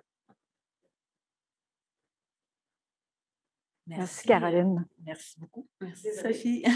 Catherine, est-ce que tu es en lien pour le témoignage d'Yvon pour le jardin? Oui? OK, super. Bon, bien, dans le fond, on est dans l'ingrédient de l'accès facilité aux aliments sains. Une des belles infrastructures et organismes à Bromont, c'est le jardin communautaire qui est fort apprécié, le jardin des Coccinelles. Et puis, on a eu l'idée, dans le fond, d'inviter le vice-président du conseil d'administration du jardin des Coccinelles, qui est Yvon Desnoyers, à venir nous parler un petit peu de l'organisme puis des enjeux et des rêves de cet organisme. Alors, bon matin, Yvon. Oh. Faut qu'il ouvre son micro, là. Oui, on ne t'entend pas, Yvon. En bas de l'écran, à gauche. Oui. OK. Merci, on t'entend bien. Merci. Bon, j'ai le plaisir de représenter le jardin communautaire écologique des Coccinelles de Bromont. Le jardin communautaire, c'est une OBNL qui existe, qui opère depuis près de 25 ans, qui est installée sur un terrain qui appartient à la paroisse Saint-François-Xavier de West Shefford. Jusqu'à maintenant, il y avait 82 jardins disponibles de 140 à 360 pieds carrés, partagés par 80 membres, tous citoyens de Bromont. Cette année, avec la participation et l'aide financière de la ville de Bromont, nous avons procédé à un agrandissement comptant 12 nouveaux jardins, dont 9 sont des jardins adaptés, c'est-à-dire surélevés, qui permettent aux gens qui ont la difficulté à faire du jardinage dans des jardins au sol de pouvoir s'adonner à l'activité qu'ils aiment. Le jardin dispose de jardins communs de fines herbes et d'herbes médicinales. Les membres ont à leur disposition tous les outils, les équipements nécessaires au jardinage. Ils cultivent une grande variété de légumes, soit pour leurs besoins, soit pour partager entre eux ou pour partager avec le Centre Marguerite-Dubois. Voilà à peu près nos services au niveau du jardin. Merci, Yvon. Puis, tu dirais que vos principaux défis, les enjeux au jardin communautaire, ce serait quoi? Le principal défi, quasiment insurmontable, c'est de fournir des jardins à tous les citoyens de Bromont qui souhaiteraient, qui en font la demande. Pour cela, la demande est forte? La demande est forte, oui. Je ne sais pas si c'est juste attribuable à la pandémie ou la sensibilisation des gens à la consommation de leurs propres légumes. En tout cas, ça augmente. Pour cela, nous débutons présentement un nouvel agrandissement qui comptera 33 nouveaux jardins, principalement de 200 pieds carrés. Nous comptons sur la participation financière de la ville de Bromont et surtout la participation active de membres du jardin motivés par le projet, parce que c'est un jardin communautaire et on a besoin des gens qui s'impliquent au niveau des travaux communautaires. Un autre défi, c'est de garder écologique le jardin communautaire. Pour cela, on demande aux membres d'utiliser que du compost ou des produits bio. Parce que ça, c'est un défi là, avec les insectes et les mauvaises herbes, mais quand même, je pense qu'on y arrive. Merci. Merci, Yvon. Dans le fond, justement, l'agrandissement du jardin communautaire, c'était une des actions phares qui était, qui fait partie du projet Bromont-Ville-Nourricière d'ici mars 2022. Donc, il y avait la démarche un peu plus théorique, mais aussi des actions terrain, dont l'agrandissement. Donc, merci de nous en avoir plus un mot. Je voudrais juste avouer qu'on va avoir à peu près 120 jardins après la réalisation des agrandissements, mais que ce sera probablement le dernier agrandissement dans cet endroit-là. Nous, du CA, on acquiert graduellement une expérience en termes de gestion des jardins, puis on serait intéressé à participer à notre expérience si d'autres veulent se partir des jardins ailleurs. Merci. Merci pour le partage puis l'élan de partager vos connaissances. Puis en terminant, est-ce que tu peux nous dire un petit mot de est-ce que le jardin communautaire rêve de quelque chose, puis quel serait son besoin principal pour pour y arriver? Nous, c'est sûr qu'encore une fois, on souhaiterait offrir le plus grand nombre possible de citoyens l'accès à un jardin. Déjà, il y en a 42 citoyens qui sont sur la liste d'attente pour 2022.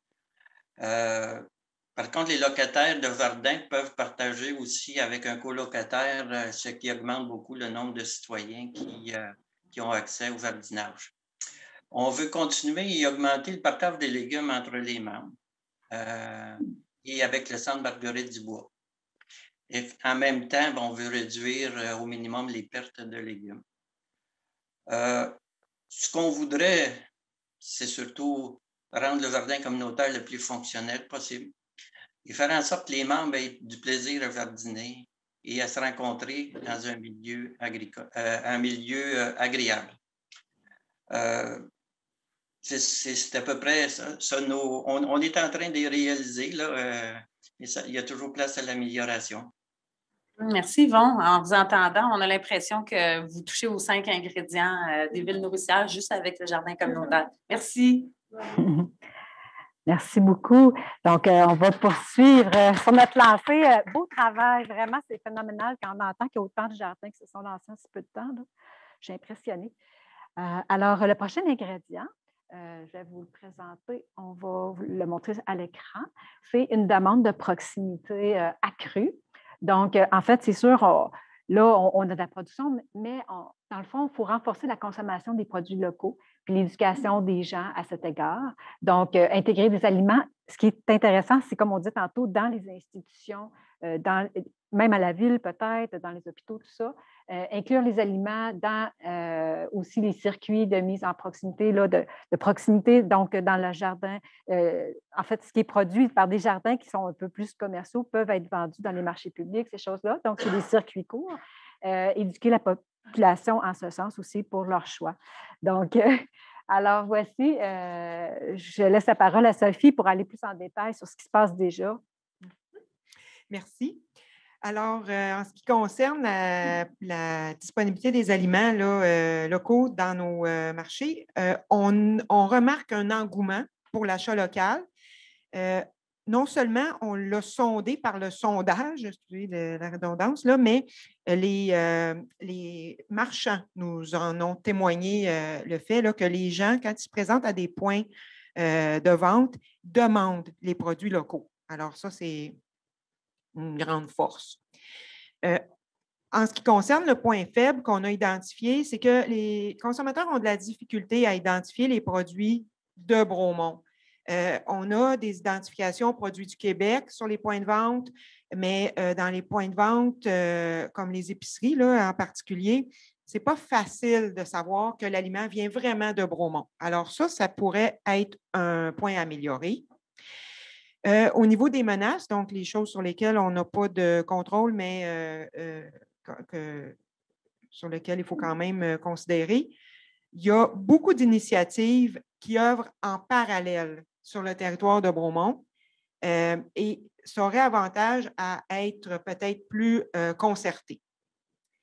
L'opportunité, c'est qu'on a une demande croissante. On le mentionnait là, au niveau de nos forces, mais c'est une demande qui est là et qui va augmenter parce que ces tendances-là sont lourdes partout au Québec. Là.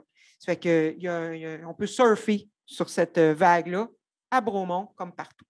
Je crois qu'on n'a pas de témoignage. Non. Donc, on va passer. Alors, on va passer à l'autre ingrédient. L'autre ingrédient. Prochain ingrédient, s'il vous plaît, qui est le cycle de vie optimisé. Donc, c'est réaliser des économies et réduire l'empreinte écologique du système alimentaire. Donc, utiliser là, ce qui est déjà produit, donc réduire le gaspillage de la terre à l'assiette. Donc, on peut le réduire, oui, dans les champs, mais aussi lors de la distribution, puis même à la maison. Il y a un paquet de façons de faire. Et on peut redistribuer les surplus, les invendus. Donc, il y a des organisations qui travaillent là-dessus, on va le voir, puis transformer en bout de ligne ce qui ne peut pas être consommé en produits utiles comme le compost, comme on mentionnait tantôt, et aussi les biogaz, des produits pour l'énergie. Je laisse la parole, Sophie. Merci. Alors, en ce qui concerne le cycle de vie optimisé, on a retenu un point fort. C'est la présence du Centre Marguerite-Dubois, qui est un organisme communautaire voué à la sécurité alimentaire et à l'anti-gaspillage. Et à ce sujet-là, on va avoir le témoignage de Valérie, désolée, qui va nous parler des divers projets là, en lien avec l'anti-gaspillage et la récupération des invendus. Merci. Merci, Sophie. Dernier témoignage, dernière partie du portrait. Donc, comme on vient de l'indiquer, on va parler à Valérie Marin, qui est la directrice du Centre Marguerite-Dubois, qui est un organisme phare à Bromont, qui est au cœur, je dirais, des valeurs d'une ville nourricière. Alors, bonjour Valérie. Bonjour. Donc, c'est ça, je m'appelle Valérie Marin, je suis directrice au Centre Marguerite-Dubois. Donc, le Centre Marguerite-Dubois, c'est vraiment un centre de soutien à la communauté. Oui, on parle de sécurité alimentaire, mais on offre aussi d'autres services, dont une aide matérielle et financière. On fait des suivis psychosociaux et on soutient l'action bénévole dans la communauté. Au niveau de la sécurité alimentaire, on a beaucoup de projets. On a les paniers alimentaires et les cuisines collectives et aussi les cuisines de transformation pour les personnes en perte d'autonomie. Donc, c'est un petit peu ce qui nous intéresse aujourd'hui, la transformation alimentaire. Donc, nous, on transforme les surplus des non-vendus de nos épiciers, le IGA et le métro. On a aussi beaucoup de dons de commerçants, de restaurateurs qui nous envoient des produits à transformer. On fait partie du comité anti-gaspillage de la MRC depuis 2019. Donc, ce qui nous donne accès à des produits, des surplus des maraîchers du territoire de la MRC Bromissisquoi. Donc, c'est un peu ça pour nos activités là, du Centre Marguerite-Dubois. Merci. Tu dirais les principaux enjeux auxquels vous faites face, Valérie, au Centre Marguerite-Dubois, ça serait quoi? Bien, c'est certain qu'il y a toujours l'enjeu d'une éducation auprès de la population entre anti-gaspillage et salubrité. Ça, c'est quelque chose qui revient beaucoup. Il y a aussi le fait que pour ceux qui ont visité nos espaces, on est très limité dans notre petite cuisine où est-ce qu'on est présentement. Puis, il y a aussi le fait que, vu qu'on récupère des non-vendus et des surplus, il y a des semaines où on reçoit vraiment beaucoup de stock, d'autres semaines moins. Donc, il y a toujours l'enjeu de trouver les bénévoles pour venir nous aider à transformer et l'entreposage qui est aussi quelque chose de problématique. Merci. Est-ce que vous avez un rêve ces temps-ci qui vous habite? Bon, je ne vous cacherai pas que j'ai un rêve qui est sur le point d'être exaucé parce qu'on a travaillé fort avec le Centre national de cyclisme de la ville de Bromont et on va avoir d'ici l'automne 2022 une cuisine MAPAC, donc qui va être en vélodrome. Donc, on va pouvoir transformer beaucoup plus de produits et continuer nos partenariats là, avec soutenir l'action bénévole, puis tout recevoir là, ce qu'on reçoit des citoyens et de nos jardiniers du Jardin des Coccinelles qui nous envoient aussi beaucoup de surplus. Est-ce que, juste petite question, est-ce que votre cuisine MAPAC, elle va être pour l'utilisation exclusive du Centre Marguerite-Dubois? En fait, c'est sûr que là, on va réorganiser des cuisines collectives. C'est sûr que ça va être ouvert à tout le monde. Il va y avoir des événements, la cuisine va servir, mais nous, on va en avoir l'usufruit la semaine pour nos transformations, là. Puis offrir nos services. Merci. Est-ce qu'il y aurait un besoin principal qui se manifeste ces temps-ci là, qui fait un peu obstacle là, à votre projet? Là, pour le projet de la cuisine, non. C'est sûr qu'on a finalisé cette semaine un programme, le programme Goody qu'on avait là, qui servait à finir le financement de notre cuisine. Donc, ça va bon train. Et sinon, non, on est choyés, on est dans une belle communauté. Puis les gens participent beaucoup et reconnaissent beaucoup le Centre Marguerite. Donc, pour nous, c'est juste comme un beau rayonnement. Merci. Pour ceux peut-être qui n'ont pas eu cette information-là, dans le cadre du projet Bromont-Ville nourricière, le Centre Marguerite-Dubois avait un projet de transformation d'aliments invendus, un projet qui vise la transformation de 25 000 kilos d'aliments invendus qui, autrement, auraient pris le chemin de l'enfouissement. Mais ça vous donne une idée là, de l'impact du Centre Marguerite-Dubois sur la communauté, parce qu'après, c'est redistribué sous forme de mets préparés. Donc, un bel effort de revalorisation de l'ingrédient. Merci. Merci. Wow, bravo. Vraiment, là, c'est pas rien, là. C'est du beau travail. Donc, il y a le prochain ingrédient, le dernier, qui est la gouvernance alimentaire. Donc, c'est sûr que c'est plus abstrait un petit peu. Qu'est-ce que c'est? Bien, c'est ce qu'on est en train de faire peu à peu ensemble. Commencer à partager ce que l'on fait, le comprendre ensemble, se diriger ensemble vers un même objectif, mais que tout le monde partage les responsabilités, puis qu'on voit l'engagement aussi des différents acteurs pour créer une forme de synergie. Donc, dans le fond, il y a plusieurs stratégies pour ça. Valoriser le rôle de la société civile, des gens, le rôle de consommateur, ses choix, puis tout ça, ce qu'il choisit de soutenir ou pas. Aussi de soutenir les personnes les plus vulnérables également. Renforcer les partenariats, comme on parlait tantôt, entre les différents partenaires. Soutenir leurs initiatives pour leur permettre de prendre de l'expansion, comme on a vu, beaucoup de projets, mais ce n'est pas si facile toujours. Intégrer aussi cette notion d'alimentation dans les planifications, dans ce qu'on fait, dans la gouvernance, dans nos plans, puis susciter l'appui financier aussi du gouvernement à plusieurs niveaux. C'est certain que quand on parle d'infrastructures tantôt ou de subventions importantes pour des cuisines qui sont dans le fond approuvées par le MAPAC, c'est quand même de la haute technologie aussi. Donc, c'est des éléments qui coûtent des sous. Donc, ça doit être financé. Donc, quelques petits détails par rapport à ça? C'est intéressant ce que vous dites, Chantal, justement sur ce dernier élément-là. Il y a des programmes actuellement disponibles là, auprès du gouvernement du Québec, notamment le ministère de l'Agriculture, des Pêcheries et de l'Alimentation du Québec, pour favoriser la mise en place de territoires nourriciers, de villes nourricières partout au Québec. Et ça va donner un bon coup de pouce là, à des projets comme le nôtre. Et ce sont on l'a identifié dans nos opportunités. On pourrait mettre, c'est ça, le tableau. Alors, oui, dans nos points forts, on a identifié qu'on est une communauté solidaire et riche en expertise. Votre participation à tous aujourd'hui, tous ceux qui sont là, qu'on voit là, sur l'écran Zoom, qui êtes soit chez vous, dans vos entreprises, merci. C'est exactement ce qu'on dit qu'on a comme point fort. On l'a identifié, puis aujourd'hui, on le prouve. On en est ravis. Au niveau de nos points faibles, bon, on l'a mentionné là, à quelques occasions, puis c'est normal, là, on n'a pas nécessairement de maillage fort. Là. on travaille beaucoup, chacun sur nos projets, puis on manque de coordination. Alors ça, c'est un point faible qu'on va consolider, qu'on va améliorer, pardon. On n'a donc pas de gouvernance locale permanente pour notre projet là, actuellement, et ça, c'est à améliorer. On vous interpelle un peu aussi aujourd'hui, les gens qui sont là.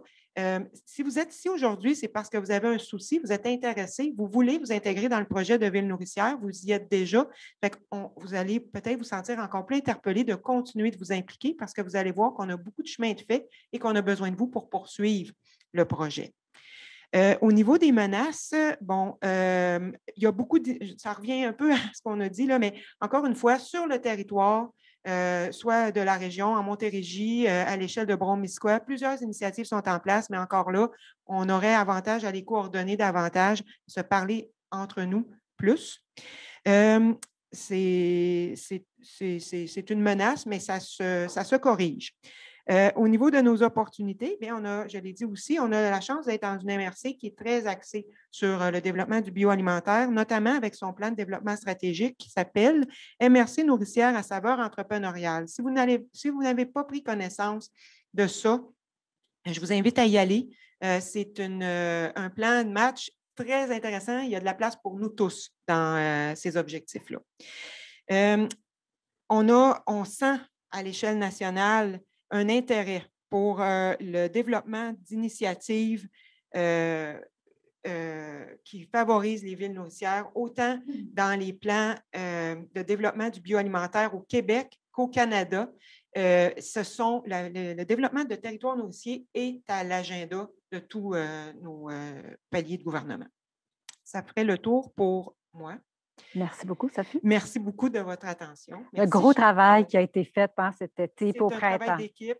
Oui, avec Caroline avec également. Caroline également et tous les gens là, qui nous ont aidés. Oui, qui ont répondu au sondage notamment. Tout ça.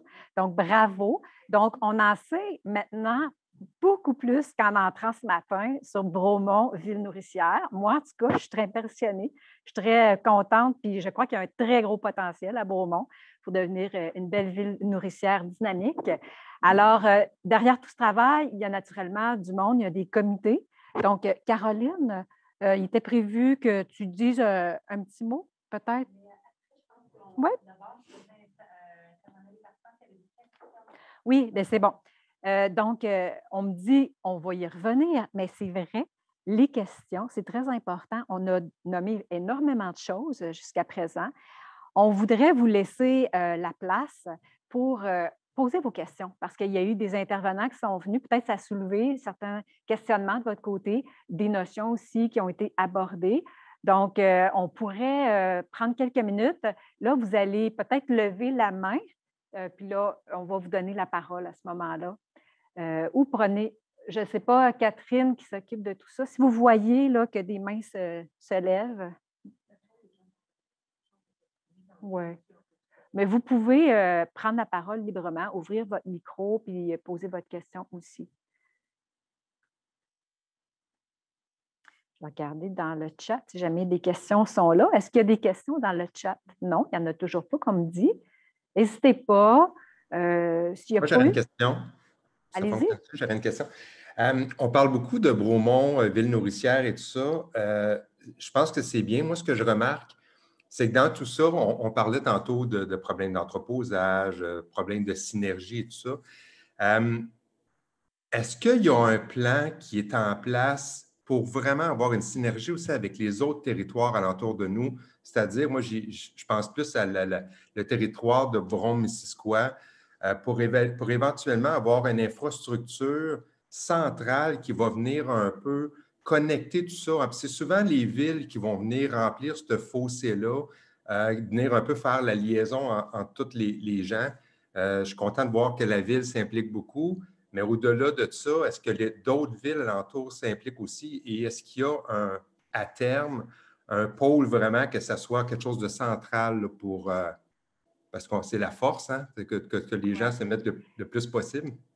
Bien, merci beaucoup pour votre question. Je la trouve vraiment intéressante. Moi, je travaille au niveau provincial. Comme tantôt, Sophie mentionnait, il y a des fameux plans de développement des communautés nourricières. C'est soutenu par le gouvernement québécois. Donc, ça fait en sorte qu'en ce moment, on voit qu'il y a de plus en plus de villes qui peuvent s'intéresser à cette question-là parce qu'il y a un financement, il y a un intérêt.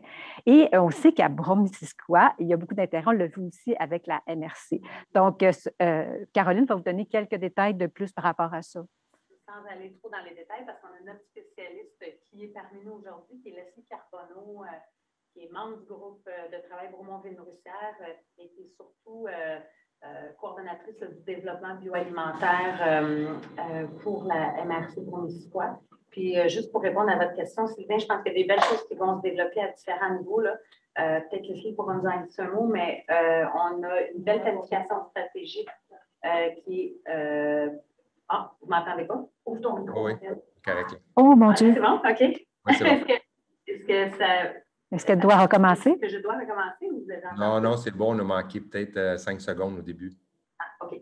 Donc, la MRC de Brome-Missisquoi a terminé sa planification stratégique, dans le fond, il y a quelques mois. Puis c'était une des belles, dont la thématique phare, c'est une MRC nourricière à saveur entrepreneuriale. Donc, on entend là une invitation aux 21 municipalités de Brome-Missisquoi à devenir des villes nourricières, des villages nourriciers. Et puis, évidemment, ce n'est jamais vu comme des capsules non reliées. Au contraire, le but de créer un territoire nourricier, c'est qu'on crée des interactions. Et c'est là qu'on peut créer des collaborations pour des infrastructures ou autres. En tout cas, il y aura peut-être, je ne sais pas si Leslie veut dire un petit mot ou elle aura la chance de s'exprimer dans son groupe. Oui, bien, Leslie pourrait nous répondre, mais il y a 2 questions avant. Je pense que Leslie va être interpellée pour ces questions-là également. Dans le chat, on voit, est-ce que Bromont, ville nourricière, peut s'étendre aux municipalités adjacentes? Puis le lac Brome, Brigham, par exemple. Et il y a aussi des agents de projet en économie circulaire dans tout le Québec qui permettent de mettre en relation les producteurs et les transformateurs. C'est une belle... exemple, effectivement. Puis, bon, peut-être, est-ce que ça a lieu à Bromont? Peut-être pas encore, mais je sais certainement qu'à Brome-Missisquoi, oui. Donc, je ne sais pas si, Leslie, toi, tu aimerais apporter certains éléments par rapport à ces questions-là? Bonjour à tous. Bravo, c'est vraiment super intéressant. Oui, je confirme qu'il y a des collaborations avec les autres municipalités. La semaine dernière, il y a un regroupement de 8 municipalités, incluant Brigham, Lac-Brome, Cowansville et 5 autres municipalités qui ont déposé une demande regroupée au programme de communauté nourricière du MAPAC. Donc, si la subvention est acceptée, bien, on ferait le même exercice que Bromont, mais à l'échelle d'un regroupement. Et on s'assurait aussi de tisser des liens avec les résultats de la démarche de Bromont. Donc, oui, je confirme, il y a une collaboration au niveau régional. C'est une excellente nouvelle, ça. Alors, j'espère que ça va bien fonctionner. Mais sûrement, quand il y a des bonnes idées comme ça, là, je sens qu'il y a un mouvement en ce moment pour les appuyer. Donc, il y a une question aussi dans le chat de Mme Beaulieu. Vous pouvez prendre la parole pour exprimer votre questionnement. N'oubliez pas d'ouvrir votre son. Donc, à gauche, en bas, pour ouvrir le son, cliquez sur le petit micro. Merci. Voilà. Bonjour, moi, j'ai fait des belles découvertes ce matin. Et puis, je pensais que je connaissais Bromont, mais je n'étais pas si bonne que ça. Des témoignages ont permis de découvrir M. Williams, Amélie Dubé, et je me demandais jusqu'à quel point c'est utopique peut-être de penser à des corvées. Par exemple, je vais parler du commerce de M. Williams. Par exemple, que des gens ont du temps donné pour, avec des expertises, réparer des clôtures, faire des choses comme ça. Puis en échange, M. Williams pourrait offrir les produits qu'il fait. Amélie Dubé, qui a besoin d'espace de congélo, probablement qu'elle pourrait s'associer avec un plus grand commerce puis faire des échanges avec eux aussi. Coupon repas, moi, je congèle chez toi mes petits fruits frais, des trucs comme ça. C'est peut-être utopique, mais est-ce que vous pensez que c'est réalisable? Mon Dieu, je trouve que c'est une excellente idée, puis on voit ça de plus en plus. Ça me fait penser au passé. C'est comme ça que les communautés fonctionnaient, hein, quand ils étaient Je si serrés. fonctionnais comme ça dans le passé. Oui, c'est ça, c'est pas si loin, hein. Donc, vraiment, mais on a perdu un petit peu cette ambiance de collaboration parce qu'on se connaît moins, mais des expériences comme on a aujourd'hui nous permettent justement de voir les options qu'on a pour se soutenir mutuellement. Donc, je vous encourage à poursuivre. Puis, ça se fait déjà beaucoup pour le gaspillage alimentaire, je le sais, à travers le Québec en ce moment, parce qu'il y a des gens qui vont pour les corvées, par exemple, au champ pour récupérer. Ils peuvent consommer une partie, un tiers des aliments. Le producteur en a une tiers, puis un organisme de bienfaisance en a un tiers. Donc, c'est des échanges comme ça qui sont possibles. Puis, il s'agit d'avoir les idées puis d'avoir des gens qui sont leaders en ce sens. Parfait. Merci beaucoup pour votre question puis votre suggestion. Je vois aussi qu'il y a la question de Mme Michèle Champagne à votre tour. Vous pouvez ouvrir votre micro. Merci. Oui, bonjour. Merci de me donner la parole. En fait, ce que je vois, ce qui est extrêmement louable, parce que j'ai déjà été producteur agricole et je sais aussi en quoi c'est beaucoup de travail, puis ça demande beaucoup, puis on est toujours un peu à court. Mais je vois que la vision à l'heure actuelle qui est en train d'être développée, c'est vraiment plus autour du communautaire et commercial, ce qui est, comme je dis, très louable, puis ils ont besoin d'un coup de pouce, ces gens-là, puis il faut continuer dans cette voie-là. Mais je me demandais si, au niveau de l'agriculture citoyenne plus urbaine, ça avait été entrevu de peut-être voir la possibilité d'introduire un peu le mouvement des incroyables comestibles qui est répandu un petit peu à travers le monde maintenant, là. Ça a commencé en Angleterre en 2007, et puis bon, maintenant, il y a plusieurs villes ici au Québec qui le font. En fait, c'est assez simple, c'est un peu un mouvement communautaire de partage. Moi, j'ai un jardin, j'en ai trop, je mets un panier en avant, les gens viennent se servir. Ça permet peut-être aussi d'aller vers la vision de développement durable, en ce sens qu'il y a des citoyens qui vont commencer à enlever un peu de gazon, mettre moins de pesticides, etc. Puis, ça permet de tisser des liens assez serrés dans les communautés. Quand on parle de où ça a commencé en Angleterre, mais ils sont rendus à 85 % autosuffisants dans 80 km autour de la ville. Donc, c'est un aspect que je trouve intéressant, introduire, mettre des plantes comestibles dans les aménagements de la ville, récupérer les espaces vacants de la ville pour faire ça. Écoutez, ils font des bacs de plantation à la mairie, ils en font au poste de police, dans les cimetières. C'est vraiment, ça peut devenir un mouvement vraiment enrichissant pour tout le monde. Puis ça ne vient pas réellement faire compétition, parce que souvent on entend ça, ça va faire compétition à nos producteurs, etc. Mais je pense que c'est tellement à petite échelle, mais rassembleur, que ça ne vient pas faire compétition à ces gens-là. Puis il faut aussi penser qu'à Bromont, les producteurs qui sont là, c'est souvent des produits de niche qui ne sont pas accessibles financièrement aux gens qui ont moins de moyens financiers. Puis ça, c'est peut-être un aspect qui manque aussi. Merci beaucoup, Mme Champagne, pour votre excellente idée. Puis questionnement aussi, parce qu'on se rappelle au début, la question, c'était est-ce qu'il y en a à Bromont? Moi, je suis témoin qu'il y en a beaucoup à travers le Québec, de plus en plus. Puis c'est intéressant de ramener une pluralité d'agriculture, donc à la fois commerciale et aussi pour les personnes plus de proximité, les citoyens. Et à ce moment-là, j'inviterais Caroline à venir répondre à la question parce qu'il y a des choses, j'ai l'impression, qui se font. En fait, merci, Mme Champagne, pour votre question et votre présentation du mouvement Incroyable Comestible. Est-ce que vous m'entendez? Non, on entend mal. Est-ce que ça fonctionne maintenant? Non plus? Il faut que tu l'ouvres. Allô? Est-ce que ça fonctionne maintenant? Oui. Non, ça ne fonctionne pas. Oui, oui.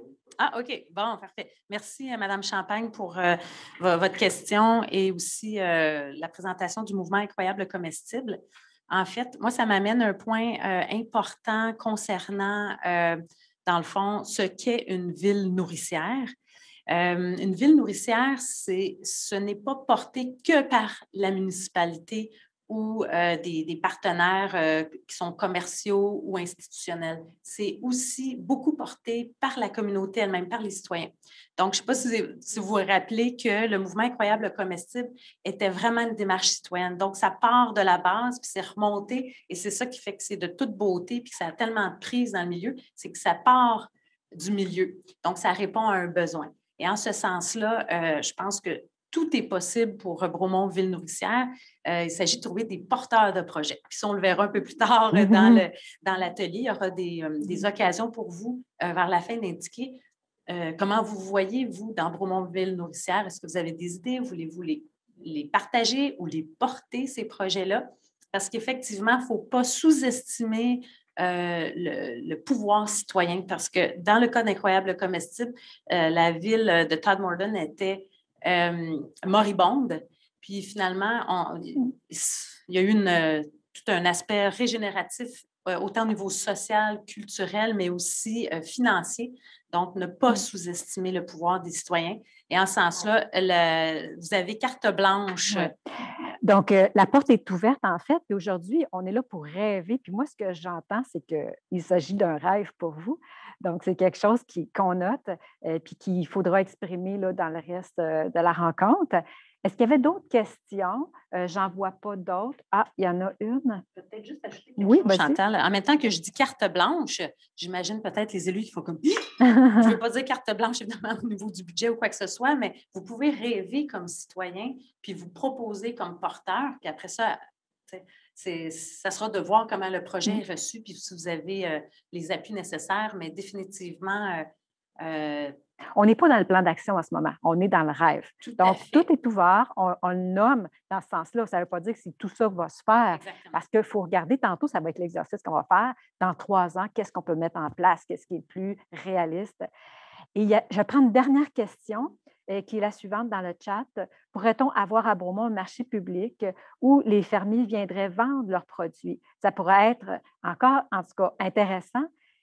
Du moins le week-end. Alors, il s'agit encore une fois d'un désir, d'un rêve. Puis ça, bien, c'est noté. Puis je pense que vous allez pouvoir le nommer tantôt dans les discussions, puis on va capter tout ça. Donc, voilà, on fait le tour des questions et ne vous inquiétez pas, vous allez pouvoir vous exprimer beaucoup tantôt encore. Là, je reviendrai aux remerciements peut-être pour nommer les gens qui ont contribué à toute cette discussion-là. Alors, c'est Caroline qui connaît tout ce beau monde, qui a travaillé avec eux. Donc, je laisserai la parole. Oui, bien, merci. Je vous parlais tantôt du groupe de travail Bromont Ville. Le micro, Caroline. Je ne suis pas une fille de technologie. Donc là, vous m'entendez. Un peu plus fort, le son, c'est-tu correct? Oui. OK. Bon, alors, je vous parlais tantôt du groupe de travail Bromont Ville Nourricière. Vous avez rencontré 4 des membres à travers leur témoignage. J'aimerais les remercier de faire partie de ce groupe-là et de travailler fort au développement du projet. J'aimerais remercier aussi tous les autres membres.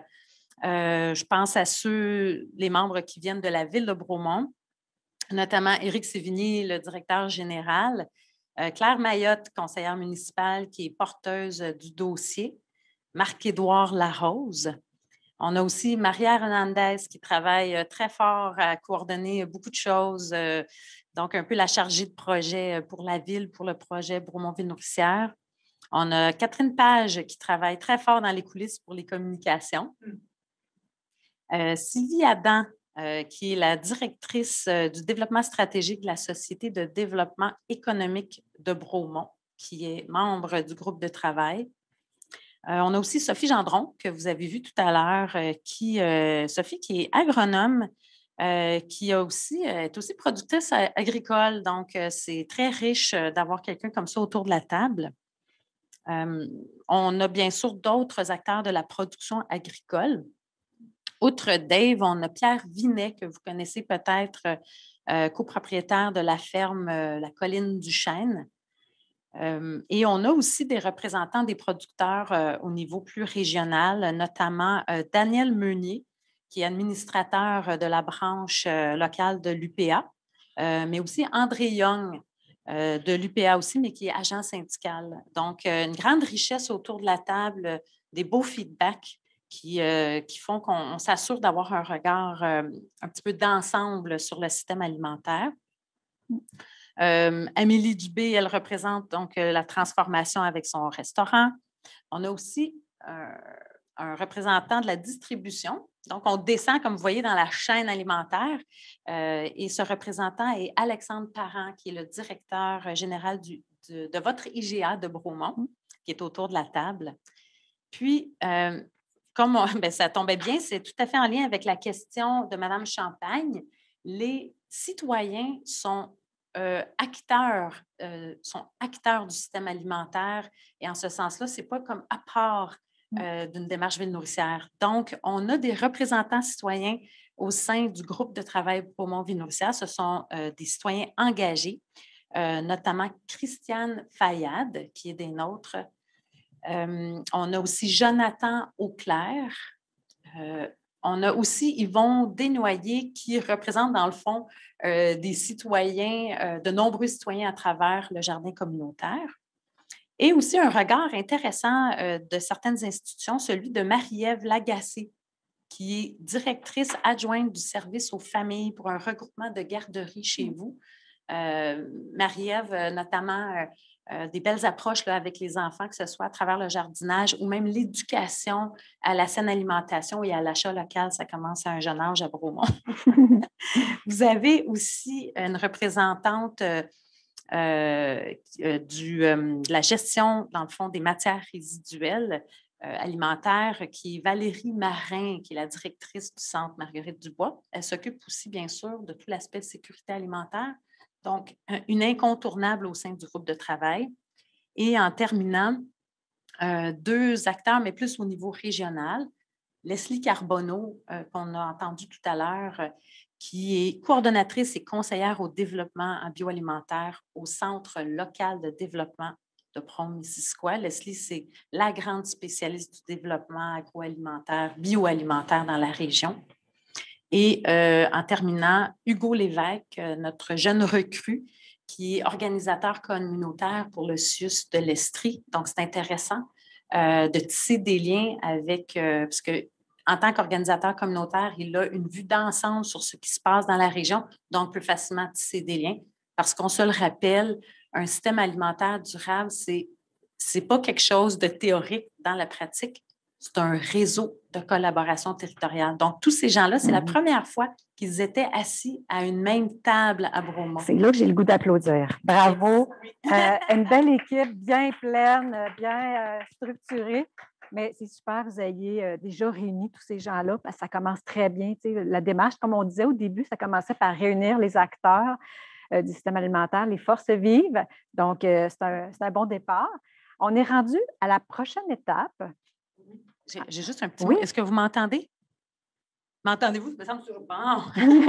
Ce que je voulais dire, c'est que ça, c'était ce qu'on a nommé, c'est le groupe de travail Bromont Ville nourricière 2020-2022. Donc, ce n'est pas quelque chose d'hermétique, c'est qu'il fallait qu'on se compose une équipe de travail pour piloter chacune de ces étapes-là, à voir ce que sera la suite. Il y a certainement de l'ouverture pour d'autres porteurs de projets ou d'autres acteurs du milieu. Donc, ne vous sentez pas exclus si vous n'êtes pas membre de ce groupe de travail, mais on termine le 31 mars avec cette équipe qui pourra être renouvelée ou bonifiée. Merci, Caroline. Puis justement, tantôt, si c'est le genre de choses qui vous intéressent à être un tel comité, bien, vous pourrez le nommer dans les engagements à la fin. On va vous poser cette question-là. Donc là, on rentrerait dans la partie encore plus participative en équipe. On va vous présenter là, sous peu un acétate sur les consignes pour la prochaine étape. Donc, vous pouvez peut-être les mettre à l'écran. Les prochaines étapes, c'est que on va vouloir, notre vision pour dans 3 ans, c'est que là, on a parlé de notre vision en général, mais on commence à se concentrer un petit peu plus, puis nos discussions vont être autour de qu'est-ce qu'on pourrait faire dans 3 ans, quelle serait notre vision, OK? Donc, vous allez être séparés de façon aléatoire en équipe, donc vous n'avez rien à faire sauf d'accepter d'aller dans une salle virtuelle. On va avoir 6 équipes différentes, puis tantôt, les personnes qui ont été nommées par Caroline, ça va être vos animateurs. Donc, vous allez les retrouver dans cette salle-là. Par la suite, J'ai besoin de mon support visuel pour être sûr d'avoir la bonne question. L'autre page, s'il vous plaît, avant, précédente. Donc, on a en tête déjà notre vision de Bromont, ville nourricière, mais comment elle pourrait s'exprimer dans un ingrédient particulier? Parce que là, vous allez être transféré dans une équipe, puis vous allez avoir un ingrédient particulier. Donc, je vais vous donner un exemple. Comment est-ce qu'elle pourrait se concrétiser, cette vision-là, ce rêve que vous avez dans cet ingrédient? Je donne des exemples ici. Si, par exemple, votre rêve, c'était que des aliments sains locaux soient accessibles à proximité, bien, si vous êtes dans le territoire productif, bien, le rêve, une vision dans 3 ans, ça pourrait qu'on ait identifié des lieux d'agriculture urbaine, un peu comme on disait tantôt, pourquoi pas des lieux d'agriculture comme ça, faits par les citoyens, portés par les citoyens, mais aussi augmenter la production peut-être par les producteurs locaux, des maraîchers. Bon, de différentes natures. Si vous êtes, par exemple, tombé dans l'équipe où vous parlez des entreprises prospères et responsables, comment ça se pourrait se concrétiser dans 3 ans? Bon, bien, votre rêve, ça pourrait, par exemple, qu'on a dit tantôt, qu'il y ait des marchés publics qui accueillent des producteurs locaux qui vendent des aliments bio ou produits d'une façon responsable. Si vous êtes dans l'équipe accès à une saine alimentation, bien, dans 3 ans, un rêve réaliste, peut-être ça pourrait commencer à réfléchir à des systèmes de coupons de fruits et légumes qui pourraient être utilisés dans ce marché-là par des personnes qui ont moins de moyens pour que ce soit accessible pour eux. Ce ne sont que des exemples. Si, par exemple, vous tombez dans le groupe demande de proximité accrue, bien, votre rêve dans 3 ans, c'est peut-être qu'on augmente on augmente en ayant un chiffre avant-après la consommation des aliments locaux, tout ça, ou les activités éducatives à la population ou des campagnes de communication. Si vous êtes dans un cycle de vie optimisé, bon, cette équipe-là va discuter de son rêve dans 3 ans pour arriver à plus d'accès, mais ça pourrait être d'augmenter, parce qu'on voit, ça se fait déjà, la récupération, tout ça, la distribution, mais on était rendu à la transformation, bien, faire en sorte que ça aille mieux, qu'il y a des gens, plus de main-d'œuvre pour y aller, plus de bénévolat. Donc, s'entraider pour ça. Si vous tombez dans la gouvernance alimentaire, dans 3 ans, qu'est-ce que ça pourrait être votre rêve? Bien, peut-être qu'augmenter les liens avec différents partenaires avec qui on n'est pas encore en contact. Donc, faire plus de partenariats locaux. Donc, c'était juste des exemples pour illustrer un peu, mais je suis certaine que vous allez avoir plein d'idées. Donc, là, je vous ai nommé un petit peu la question. Pardon? Ah oui, c'est sûr qu'on va avoir une petite pause, mais ce n'est pas tout de suite. J'ai certains éléments à vous mentionner encore, la prochaine étape. Donc, là, c'est certain qu'on pourrait être dans cette salle-là, séparée en 6 groupes. Et puis, mon Dieu, on me donne une petite... Oui, c'est ça. On va avoir une pause tantôt, mais je veux quand même vous expliquer certains éléments. C'est que on va avoir un outil. On pourrait juste discuter puis que l'animateur prenne des notes, mais on va profiter, comme je disais tantôt, de notre technologie, du Zoom. On s'est donné un outil qui s'appelle le Jamboard, dans lequel on va pouvoir écrire au fur et à mesure les éléments que vous allez mentionner, puis vous allez les voir. OK? Donc, chacun va pouvoir ouvrir cette plateforme où il va pouvoir écrire. On va mettre dans le chat, donc je vais demander à quelqu'un de le mettre dans le chat, le fameux lien pour aller sur cette plateforme Jamboard. Puis quand vous allez l'ouvrir, bien là, vous arrivez dans un document et tout le monde qui nous écoute en ce moment va être aussi dans ce document-là et il va pouvoir naviguer dans les pages et aller à la bonne place de son groupe. Je vais vous donner un exemple, ne vous en faites pas. Donc, je vais essayer de partager mon écran à l'instant pour vous le montrer où est-ce que vous allez arriver. Donc, vous le voyez en ce moment à votre écran. Moi, j'ai cliqué sur mon lien Jamboard. Je suis arrivée sur ce document-là. Vous voyez en haut, ici, c'est marqué 1 de 18. Vous, quand vous allez arriver, ça va être la même chose. Et vous allez pouvoir, avec les petites flèches qui sont à gauche ou à droite, vous promener dans le document. Donc, moi, je vais avancer. Je vais peser ici. Disons que je suis tombée dans le groupe avec le nom en rouge de Marc Bélan. Donc, je suis avec Marc. Ça donne que je suis à la bonne place. Je suis au territoire productif. Donc, on va répondre à la question qui est écrite en noir ici, celle que j'ai nommée. c'est-à-dire pour cet ingrédient-là, comment ça pourrait se concrétiser dans 3 ans, votre rêve. Donc, ce que vous allez faire à ce moment-là, soit que l'animatrice va vous le partager comme je viens de le faire, et vous allez discuter, puis elle va l'écrire au fur et à mesure, ou vous-même, vous allez pouvoir faire comme elle, puis aller ici, à gauche, vous allez pouvoir prendre le 4e élément, qui est un pense-bête, un fameux post-it, que vous pouvez mettre la couleur que vous voulez également, et vous allez pouvoir écrire quel est votre rêve, donc pour cet ingrédient. Alors, je l'écris devant vous et je fais enregistrer, et voilà, je peux cliquer dessus et l'amener ici dans la boîte. On va mettre nos réponses là. Donc, on va avoir à la fin de l'exercice une série de mots-clés qui vont résumer vos discussions. OK?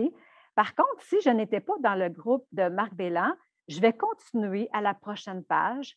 Dans le groupe 2, on parle d'entreprise prospère, puis on voit qu'en rouge, c'est Leslie qu'on parlait tantôt qui va l'animer.